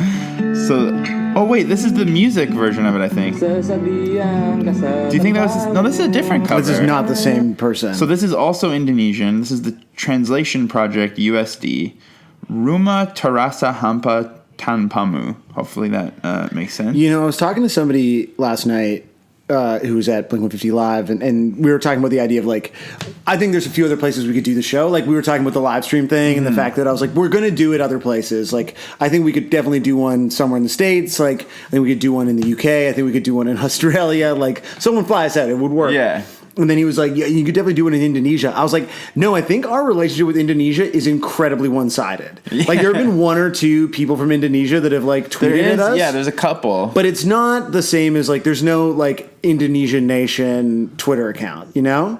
And I feel like it's like one of those things where Indonesia is our best friend, but we're not Indonesia's best friend. And I wonder if you revealing that and pointing that out is really implicating us as just being people who are gawking from a first world place. Do you think? That's not how I... In my mind, I'm thinking, as you're saying it out loud, I'm like, oh yeah, it's because we have the comforts to be able to have an ironic lens on things that... No, because, well... Yes, Like, I don't think we that's could, probably always I don't true. think we could go there and show them these covers and laugh and they'd be like, what? Well, no, so the joke that this person made that I was talking to was like... I was like, I don't think we could go to Indonesia because no one would give a shit. And he was like, yeah, but maybe you could like open for someone. Like, you know, like we could go there to try to build our audience or whatever. Yeah. No, definitely like irony is, and in general, like this entire project is like a function of having the spare time. Yeah. Like, you know what I mean? The privilege to just sit around and be like, what should I do? Oh, I shouldn't like get another job to like help my family because we have no kids. We're like, we should start a fucking Blink-182 Right. podcast. And that 100% is like a function of privilege, which is a function of like who we are as individuals, families, but also a function of like the countries that we were born in. 100%. I just think our sense of humor in general, even if it's not directly ironic, probably, maybe it's not privilege. I don't know. Maybe I'm wrong. No, I think it is. It probably is, but either way, just the way that it just probably wouldn't translate the same. But Yeah. but that having said that, there's nothing ironic about us. In fact, what we love about Indonesia is just how earnest it always is. Well, that's the thing. It's like all Ernest Season all the time. I think that was the thing that I didn't agree with, which is like, I don't think that we are not like gawking at Indonesian YouTube because like we are obviously doing all those things and from a position of privilege, and like that's true, but also like I love that. Like I love that so much. And I think in general, like what has made our one-sided relationship with Indonesia so special is that like all the shit that you find is like so sick. Yeah. Like there's almost nothing to mock ever in these No. ones, because even when they're like rough around the edges or poorly made, Yeah. they have like this true authenticity that everyone else is trying to mimic. Exactly. And it's the thing that we found like with a handful of like what was like the one that like literally made you cry like a couple of weeks ago? Rowan Giggles? Yeah. And it's like that. It's like Indonesia is just like in my mind, yeah, you're right, now it's problematic. I was like Who knows? Anyways, we didn't even really listen to this one yet because we talked over it. sorry, let's give it some respect. Martinus Triango. So this looks like it was. Lebih cepat dari kita bangkit, lupakan kenangan di sore hari. Like this I actually love better. Like the delivery of this is so much better. Yeah, totally. Tidak cukup untuk menahanmu. Like if this was in a movie, like I'd fucking die. I would die. Josiah. I'd be dead. Absolutely. Ruang ini sangat sepi tanpamu. Yeah, that one is really good. And it looks like it was part of a class where they were translating songs. I do think it's really awesome when people actually translate the song instead of... like, Yeah. I don't know. It's cool. And then this one, I don't know if this one is Indonesian or not. I didn't have time to check. Maybe it's not. Let's see where this person lives. Let's stalk this person on the internet. Nepal. Not in Indonesia. Yeah. A bit of geography. Could be. I mean, I'm not really sure. I don't know. Jesus fucking Christ. You can check. No, it's not. I don't think it is. So this is by Prajwal Raj Pradhan. It was uploaded earlier this year, and I love the caption. He says, "This video is my greatest cover till now. It is dedicated to my friends." Aw. An interesting connection, though, between Indonesia and Nepal is that they established diplomatic relations in 1960, and neither country has a resident ambassador, but there is an honorary consulate in Nepal for Indonesia. That fucking rocks, bro. Yeah.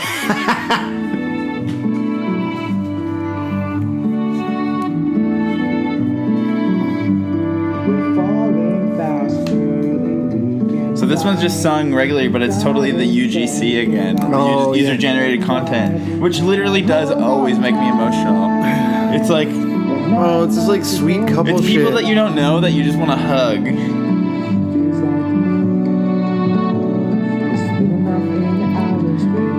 Just like dicking around on the roof. You know what it is about this stuff?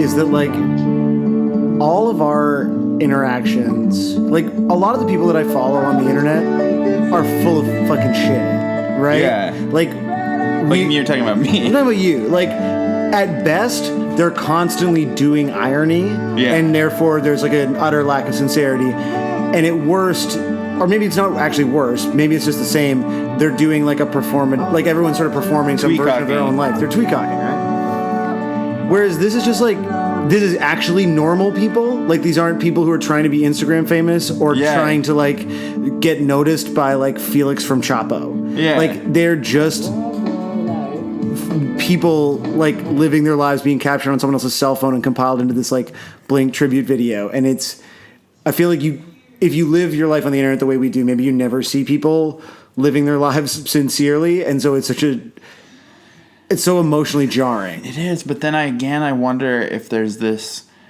subconscious like exoticizing that we're doing, because You know what? people over Yeah. here are doing sincerity on the internet, and it's fucking unbearable. No, that's not true, because the sincerity that like people like, oh fuck.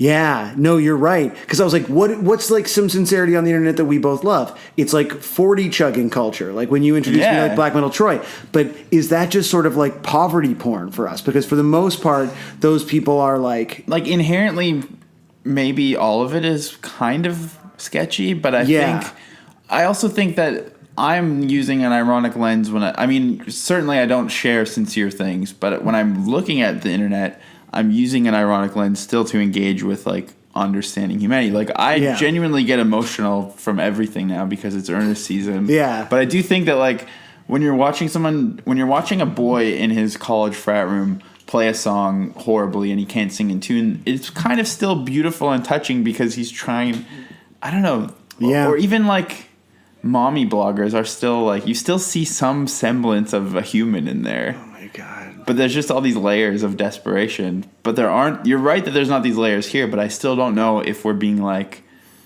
I don't know, this is crazy. This is like the end of like Usual Suspects, where I realized that you were Robin all along. You know what I mean? Well, this guy mashed I it look up. under my cup and I'm drinking "Home is Such a Lonely Place" juice. This guy, Gianluca Leone, he mashed up the song with Boxing Day. Which Okay. I think, is that from Dogs Eating Dogs? Can't remember. Who could ever know? He also used the same aesthetic as the music video, but he's wearing like snowboarder bro gear. And I think that he's pissing on a grave at one part, but I don't think he is. But I had to rewind it multiple times because I was like, is he pissing on a grave? Just watch. Okay.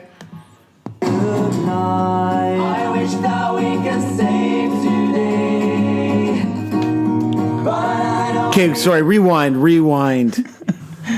There's no, I guess the What waters. are they? He's pissing on something. Is there piss there, or I is can't. It It looks like piss. why include that shot? Okay, pause it. No, because it looks like it's not wet there. Coming out of that thing, Is that a grave is pissing on the ground. Is it hold on. Can you turn up your contrast? Is it a water fountain? Maybe like I think it's a water. I think it's because it looks wet on the ground where you'd think that the dick would be, like based it on that almost looks like perspective. someone's laying on the ground and pissing up onto a grave. Which like, wait, which part of the world is this from? Because maybe that's like the other hemisphere where that's how you have to piss. You like when they flush the other way around. Yeah, like I don't know a lot about other cultures, but I'm pretty sure when you're in Australia, you have to lay on the ground to piss. Well, yeah. I don't know. Let's listen to the music. I just got so distracted by the pissing. I know we can stay the same, and I keep pushing you away. I feel empty like the day. I wish that we could save today. The ways of your life, we can stay the same. And I keep pushing you away. The thing is that this is funny, but everything seems good now. I love it when you were like, all the covers are bad, and I was like, well, not this one, my dude. Yeah. I mean, he looks very dorky, Yeah, but like, but that's the thing. it's sincere. Like he's just rocking around in his snowboard. Laying on the ground, pissing gear. up onto a grave. Yeah, Australia style, bro. All right, let's see how we want to do. There's a lot. I'm trying to think how we want to do this. And we don't want to do that section yet. It's too good. No, I think it's time to, since we're loving everything right now, Yeah. let's see how you can handle this Festman. Oh, So this is Jared Evangelista. Home is Such a Lonely Place, Blink-182 cover. is he doing it in like an anarchist bookstore or something? No, and maybe he's not even supposed to be fest. I think he is. He's just kind of, well, there's whiskey. Oh yeah, And he's an fast. Olympia on the ground. I don't know. You'll. I think I'm right. We're falling faster than we can fly. There's a dog. It's fast. The dog just walked through. Out on Sunset Drive, and I'll hold on tight. Oh yeah. Not enough to hold you back. Feels like a moon spinning off into outer space. I hate to say it, but I think as a folk punk song, it's pretty good. Actually, It's a good folk. I hate the problem is so my particular context for this is like this is the dude who like you get into the like hotel party at the Holiday Inn at Fest and you're like this is gonna be so sick. I heard Jeff Rosenstock's playing and then like this guy's like I'm gonna play a couple songs first and you're like fuck this guy and that's that guy. I mean, I think I would have been saying "fuck this guy" probably like 72 hours before no, any of that. I'd be like happened. he's like I'm from Chattanooga and you're like no one good is from Chattanooga. But that did remind me that I forgot to play a video earlier. So Blink-182 has only played this once live, I think. Oh. And it made me realize that I don't think Matt Skiba is playing any guitars on the recording because I don't think he can finger pick. I honestly, I mean, I love and I feel like I know. I don't know. I know as much about Matt Skiba as I know about Blink-182, which is nothing. Okay. But I don't think I have not. There's a lot of like acoustic guitar in there. I don't know who cares. At the very least, he certainly doesn't finger pick live because he just plays it like a straight. So this is a. at the first night of the Las Vegas residency. Oh. Oh. It's not as good like that. It needs to have that finger picking. What? Oh, it's this crowd singing along. I was like, the Metskeep is like, that's extra better.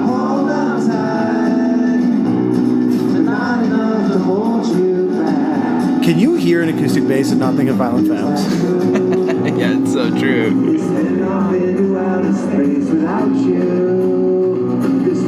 Such a lonely place without you. I wish that we could stay today. I wish the crowd would sing a bit louder there. Yeah. This again though, like if they had a fourth member who actually knew how to play guitar, that would sound sick. If they Yeah. had like someone doing the finger picking, it's very upsetting. They were so mad that they don't have auxiliary musicians, and if they did, we'd definitely make fun of them. Well, yeah, but that doesn't mean it's not No, good. I know. So we're still doing acoustics. This one is a interesting one. This is by Veronal. Nothing much else to say about it, but there's 1,500 views. So there's two dudes in front of a painting. It's very classy looking setup, I think. Pretty nice guitar. And this is what it sounds like.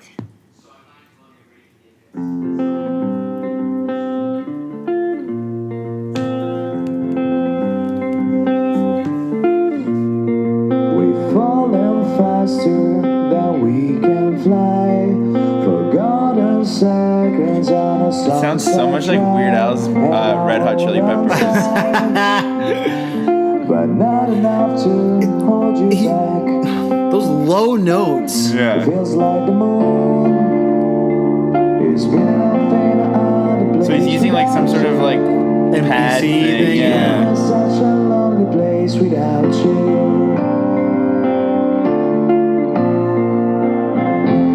I wish that we could stay today, but I know we can say the same. Like this is a worship song straight It up. sounds like a Crash Test Dummy song here. Though. Yeah. Like, where it's does Mark sing that low? And he's like, "We'll fall." Like it really yeah, is like like Crash Test Dummies. "Once Yeah, it sounds there like, was this kid totally. who got into an accident. And now I want to listen to that.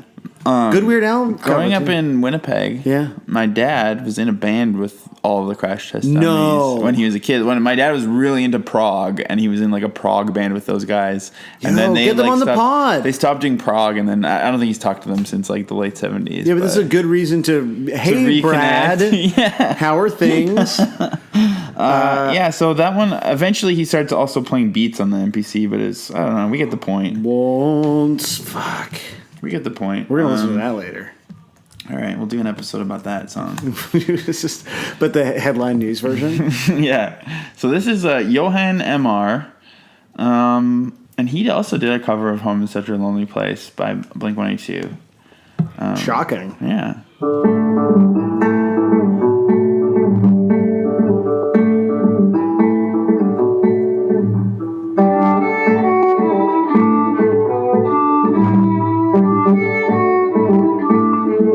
I don't remember why I thought the covers were bad, because you're right, they're all amazing. They're just so great. I mean, aesthetically, this is a little weird. So the guy sound- playing it kind- acoustic guitar is like, Picture in picture. oh, can I be real with you for a second? Yeah. From my angle, it looks like he's like standing behind a partition in the same house. Like We're the like, way it's sitting right beside each other, and there's still things being. Yeah, 'cause Wow, I'm- that's deep. I'm dumb, man. You can It's- be right beside someone, and things are Wow. not getting through to them. Like, but you can see how it looks like maybe he's just like in a window, like on the other side of an like there's the kitchen or something. Yeah.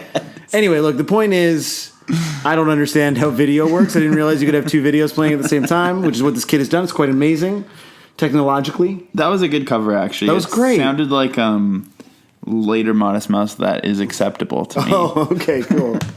Yeah, so that was that one. I just like that, like these guys clearly collaborated on this. Like, is his Or is friend, it the same guy, do you think, doing both? I don't know. Show more. No, that's it. So yeah, he just did these. It's That is a good one. I like that one. That's really good.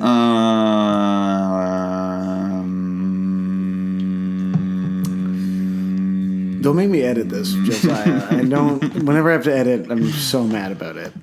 Whenever you have to edit out offensive things that we've said. It's never happened. We've only ever said good, right things. Well, fortunately, Ooh, for 40, you, eh? Yeah, there's like a little electronic section in here that I didn't want to start yet, but I guess I will. So this Okay. is by Small Town Scum, and whoever this is has a pretty sick SoundCloud channel. This is called "Confused in a Lonely Place" by Small Town Scum. Look who it samples. Oh well, let's just like let the track roll and we'll see if we get. Oh, hang that on. sample. Is that on this song? It's from the EP. No, it's not. Should we talk about the art? Yeah, you talk about the art. So the art is just someone holding a 40 of Colt 45 and smoking a blunt, which a is bit much. truly the coolest Oh things no, you this can one do. does sample a Kurt Cobain interview as well. Fucking tight.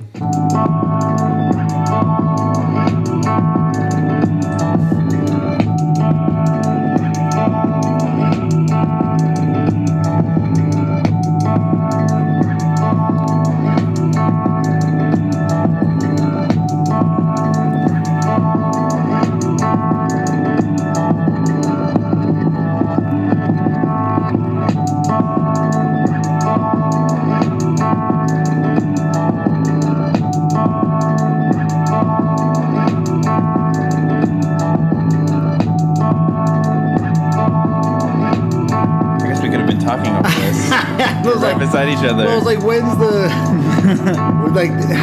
Yeah, that's like a long time to just sit in silence. I was kind of thinking about dinner. I'm constantly confused. I'm just as confused as anybody, if not more. You know, everyone deals with themselves in different ways. You know, everyone feels insecure at times and depressed. And, you know, sure, it happens to me all the time, just like anybody. That was sick. Yeah, I remember like being. It's- Oh yeah, It's really stressful how there's like so many really cool things like this that only have like 82 views. Yeah. Like, everyone's good now. I remember like discovering Fruity Loops, as a Loops, kid. yeah. And all like I remember like spending like a month just programming like basically music that sounded exactly like that, and then would have like Fight Club samples over it. Yeah, because Yeah, that because all of this dude's, or maybe not a dude, it could be, I'm sorry to All this assume that. person's. All this person's music has like a emo sample and a movie or interview sample. right. So like Jesse Pinkman, Kurt Jesse Pinkman's in Cobain. one, and then there's unfortunately a brand new sample, but then it has Heroin Bob from SLC Punk in it. R.I.P. Chasing Amy. Yeah, that was really sick. Yeah, That was really cool. It also just like is like one of those things where I'm like, yeah, I made like a less cool version of that when I was in yeah, grade 10. totally. But it's like, it's already perfect. Like when you hear this, you're like, oh yeah, this is like, I could listen to this. Yeah, totally. Like, why doesn't this person get famous? Who decides these things? The world isn't fair, Josiah. Okay, let's do a little bit of an electronic section for Okay. now. So this is, yeah, I was totally wrong. Like there's so many good covers of this. Yeah. I don't know. I'm sorry, everyone. Sometimes you have to admit you're wrong. You know what? You're growing a lot. Exactly. Going through puberty. So this is by, Did we already talk about how you got roasted for having hairless legs? yeah, that was my friend Megan. So we I feel like posted. she's roasted me about that before too. Really? But I have more hairier legs than my friend Carl. So I feel like that's something. How often are you posting your legs on Instagram that people are roasting you for them all the time? Actually, I never wear shorts ever. Yeah, is it because you have like hairless, beautiful legs? My legs are actually not that hairless. I think I just have hairless ankles. But I did notice that yours were very shaved. Like the shave line was like very yeah, crazy. I got like real furry ass legs, man. Yeah, that's wild. It's cool. Damn. One time I got a tattoo. I can't. Well, you tell me if you think this story is like racist. So once I got a leg tattoo. I love that you're doing this when the episode's already long. And Yeah, but I've you started. So I got a tattoo in Taiwan once. Okay. And it was like on my leg, and like in general, the Taiwanese people are like less hirsute than I think maybe some North Americans. And so in order to shave my leg, this guy went through, and this is what I was like, he went through, I want to say, a dozen razors trying to shave a spot on my leg. Okay. Did I use that word wrong? No, I was just I didn't know what it meant. Okay. So normally I would do that quietly at home. Oh, and you okay. wouldn't see me Josiah do it. just Googled hirsute. Yeah, hairy. But anyway, maybe that's racist. So I might delete that. Sorry, what? Why is it racist? I wasn't Well, listening. because I'm basically saying like Taiwanese people aren't as hairy as North American people. But I'm basing it on like anecdotal evidence, observation, Once from one time. and then also how many razors it took to shave my leg at this tattoo shop. If anything, you're being racist. Oh, I'm gonna leave it in now. This episode feels ridiculous. Yeah. So this one is by Interno25, and it's called the Tropical and Chill Remix. Oh, that's sick. I hit the Cobra, so this isn't chill. Slow that down by half. Yeah, it's not chill. It's really amping up the mid-tempo frustration of the drum of parkour in the song already. Like imagine if this was like halftime. There it is. There it is. We're falling faster than we can fly. It doesn't sound tropical to me either. No. I want to hear the margaritas. I mostly am hearing like Michelob Ultra. Totally. This song fucking rules, actually. See what happens with the chorus.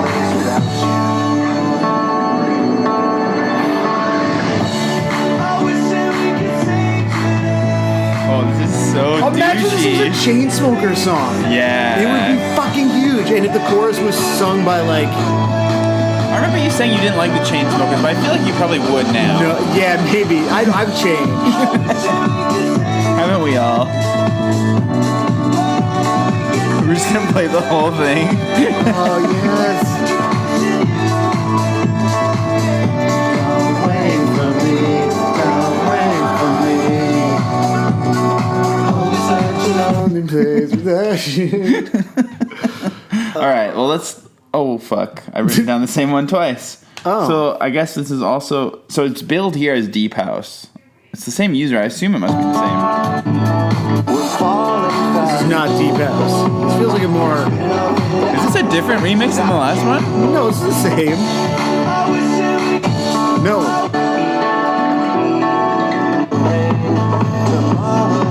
No, this has like a. It's got like some tablas in the background or something. I mean, it's pretty disgusting. Yeah, that one. It might have been the same as the one I just loved. I don't know, but I was hearing stuff there that I didn't like. As soon as you say tabla, it also that's a very Christian instrument. Is it? Oh yeah. Everyone. I always think of the Tea Party as being like the tablaman. the true tablaman of Canada and Australia. Have we talked a lot about the Tea Party on the pod? I think so. Okay, well, anyway, Australians just like let us know if that's real because they always told us that they were huge in Australia. Oh really? Yeah, the Tea Party were like a Canadian band from Windsor, Ontario, which is like the shittier town across the river from Detroit, and They're truly awful. they're so They're good. the most disgusting They band are- ever. Their singer looks like I an think evil Are they magician. trying to sound like The Cult, actually, who is another band that I hate? Oh, yeah, they're definitely trying to. Like Canada had like off-brand versions of every popular Like, yeah, international in band. the same way that there's a Christian version of most bands, Yeah, there's also a there is Canadian always version. a Canadian But version. never a Canadian Christian version. Oh, that's never the twain shall meet. Anyway, they fucking rule, but they're like insanely bad. I think we're really motoring through these. Well, it's because we're actually. talking over the tracks now. Yeah, We're really saving tricky. a tremendous amount of time, which is good because I'm I'm kind of hungry. I'm hungry. So this is Wallet music with one L. Willette music. Wallet. Willette music. So this is a cover with Chris Use your Canadian Chris brain. Nakona. Okay. This is on SoundCloud. No information at all. I don't love the art. The art is really bad. The art's very like. Maybe I was thinking of the music other from a episode we have to throw do had bad covers. Well, I believe that. Because this is good. This These is are so good. But yeah, this art is terrible. Yeah. It's like a bird covered in music notes. Yeah, it looks like something you'd get at like. Music notes are bad. Like, you can't do anything with music notes. Like, you can't, like, if you're out there thinking, like, I'm going to get a treble clef tattoo. Well, no one has a treble clef tattoo. Everyone who's ever looked at a bass has a bass clef tattoo. yeah. And Have you ever seen a treble clef tattoo? I can't remember. I feel like I've which. seen. Well, the treble clef's like it looks treble, whereas the bass clef is like looks bassy. Is that the bass? No, that's a treble clef. Oh, yeah, I've seen that before. Yeah, of course you have.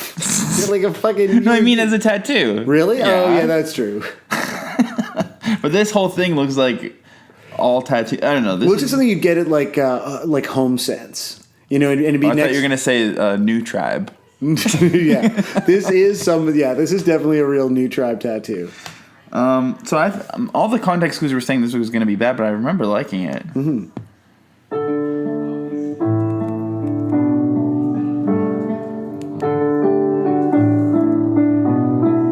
Guitar's a little out of tune. Falling faster than we can fly.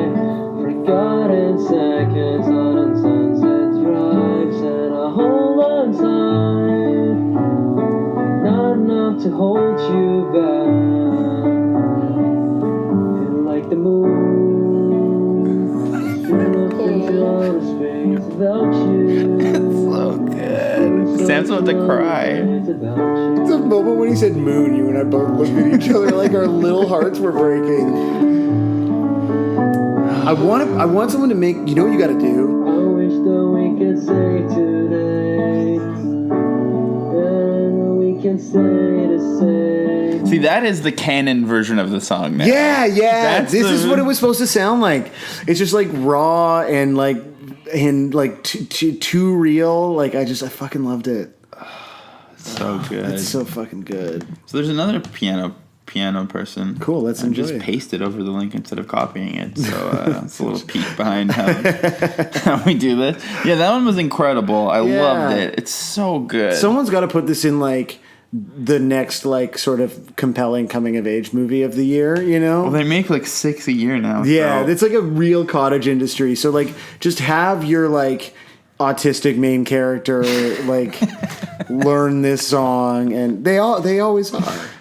Yeah. Who? Teens? What was I gonna say? Oh, I think maybe this is again the blame does fall on Feldy more because every California song truly comes alive in the covers. I know, like Bottom of the Ocean, like that was a.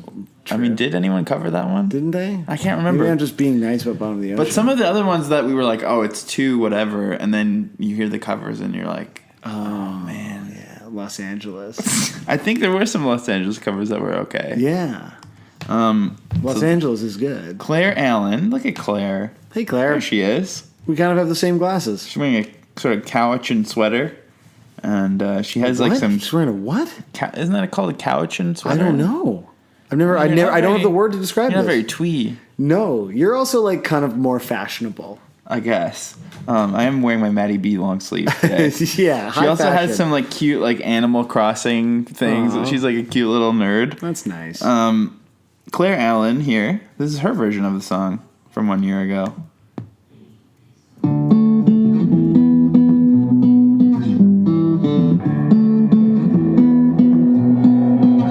Falling faster than we can fly. Forgotten seconds out on Sunset Drive, and I hold on tight, but not enough to hold you back. Feels like the moon is spinning up in outer space without you. This room is such a lonely place without you. I wish that we could save today, but I know we can stay the same. And I keep pushing you away. Don't wait for me. She's got a little bit of a British accent, I I think, know, and I she's think a so. teen, and she's a little bit shy. Like, maybe you're being catfished, Josiah. Like, that is it checked too many boxes for you. I just want to be best friends with every shy teen that's doing a piano cover of a Blink-182 song. Yeah, and that's not weird. Like, I could just pick them all up, like, in a van or something and no take problem.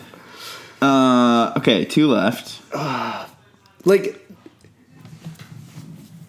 makes me like not miss, but it makes me like when I think about my own so much when we play these acoustic covers, and I usually sit there and I'm like get really mad where I'm like, this straight white man, I'm like projecting shit on someone who could be not any of those things. Right. Like, shouldn't be playing acoustic guitar because it's stupid.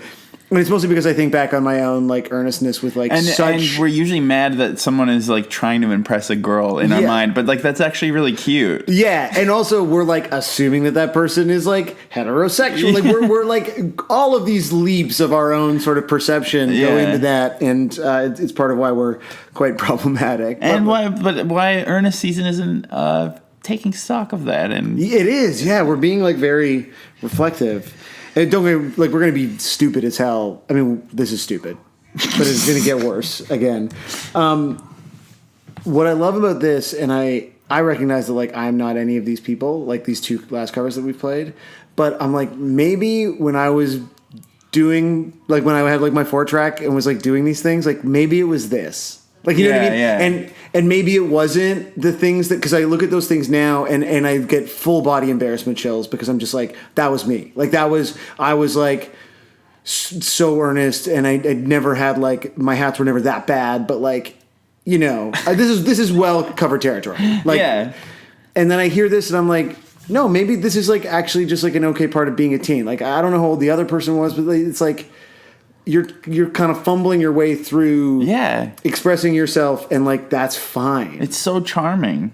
It's like I know I was never this charming, but like I'll imagine that I was, and it'll like make me feel not as bad. Well, we've also been talking about tweet hawking because I'm really trying to make it happen. You are, man. But how's that tweet doing? I think that it's doing okay. It's doing pretty good. Yeah. I think that there is a way to like tastefully tweak hawk, and I think that Blink-182 still could have done that. Like, imagine, I just wish they'd be a little bit rough around the edges sometimes. Yeah, but they haven't really ever been since Dude Ranch. Yeah, and even Dude Ranch is like tightly produced. It just sort of sounds raw, but it's like because of Scott. Yeah, it's all Scott. Scott was like the earnest teen. Ball of energy.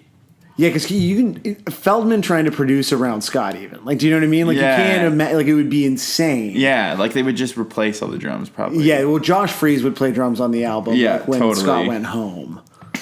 Without telling him. Exactly. So, we've recently been revisiting some old covers that we've done. Yeah. And one of the ones that I love is the guy who sings Los Angeles, and it's also a Rocket League video. Yeah. And so this guy's back again, Six Fiction. I don't think there's any Rocket League in this one, but it is a really good cover.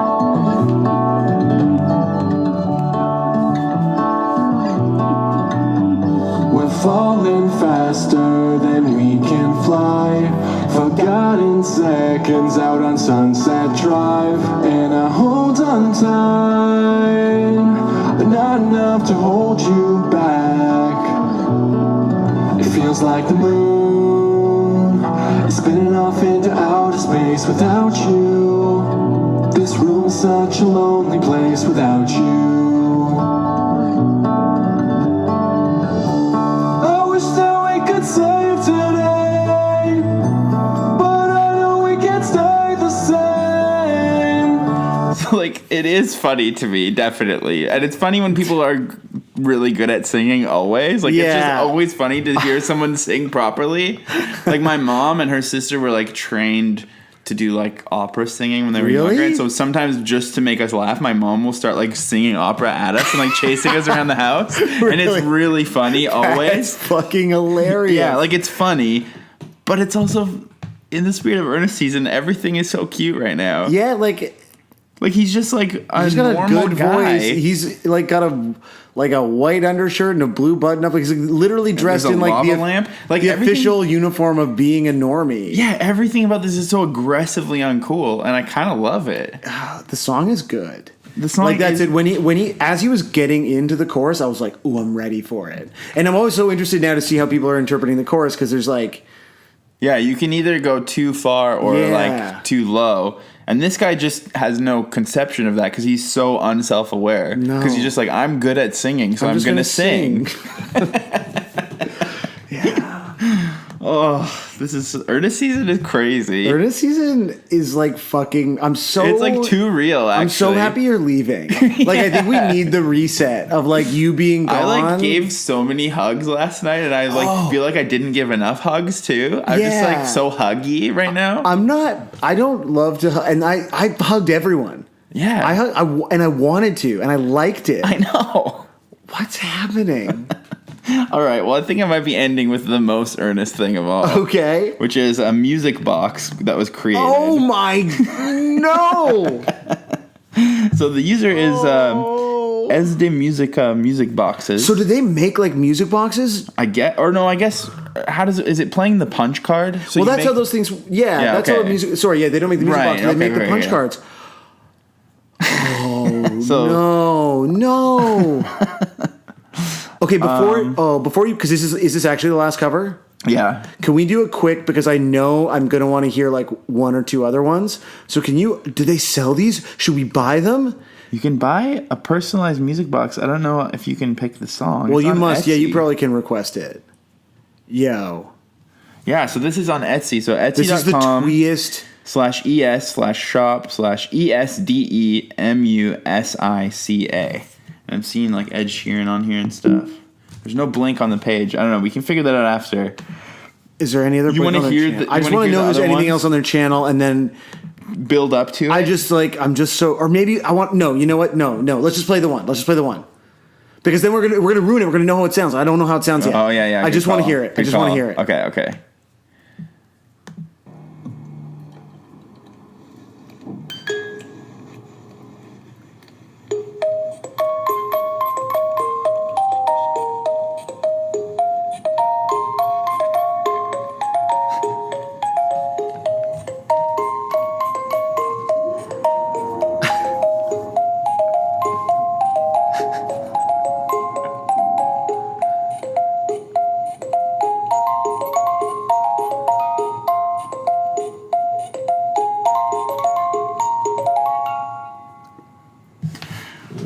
Oh my god. That was insane. It was so like ASMR as well, like the You could hear, and it's you like a could see tiny the it's- thumb. So the music box itself is like as big as a finger. It's so small, and so it's like just this tiny mechanical thing that they're cranking, and so yeah, it's like it's a full. Oh my god! And like some of these look like little miniature suitcases. Like look at this one. It opens up to have a floral print inside. Wow. Twee is fucking awesome. Yo, Twee is good. Twee is right. Except there is a Game of Thrones music box. Yeah, well, look, they're just trying to sell shit. There's a Star Wars one. I can see it. Like nothing's perfect. That was amazing. Oh, that was so good. I think we can't. That's No. it. That's it. Josiah, what are your final thoughts on Home is Such a Lonely Place? I literally all I can think. think about is like I hope I wasn't too judgy earlier when I was talking about Yeah. the family relationships and stuff because I love Ernest Season. And Yeah. I love everyone, and I just feel so good. Did I have a lobotomy or something? Yeah. What you don't realize is what's in the sparkling water here is. Lobotomy juice. I was like, where am I going with that? No, the song is. I mean, the song is still bad. We have to be honest. Yeah, that version of the song. The song. Yeah, the song is good. I don't think. The lyrics and the melody are good. Yeah. This version of it, I'm not gonna like. We're gonna finish this. Like, I'm feeling a lot right now. I'm gonna like put on this song tomorrow and be like, "What was I like? Yeah. was I drunk?" Yeah. So, I understand that limitation of it, but I think like this to me, this is the sentiment and the core. The core of the song is it's solid. It's better than solid. Like it feels like it means something. I don't know. I'm just looking at these like twee ass. Yeah, you're tiny just music shopping on boxes. Etsy now. So, yeah, I guess my final thought is that like I've spent 12 hours now just like thinking about what a incredible time that we had last night and just how fortunate we are to have done this thing and like developed this audience of like like-minded. Oh, everything is beautiful. Everything is beautiful.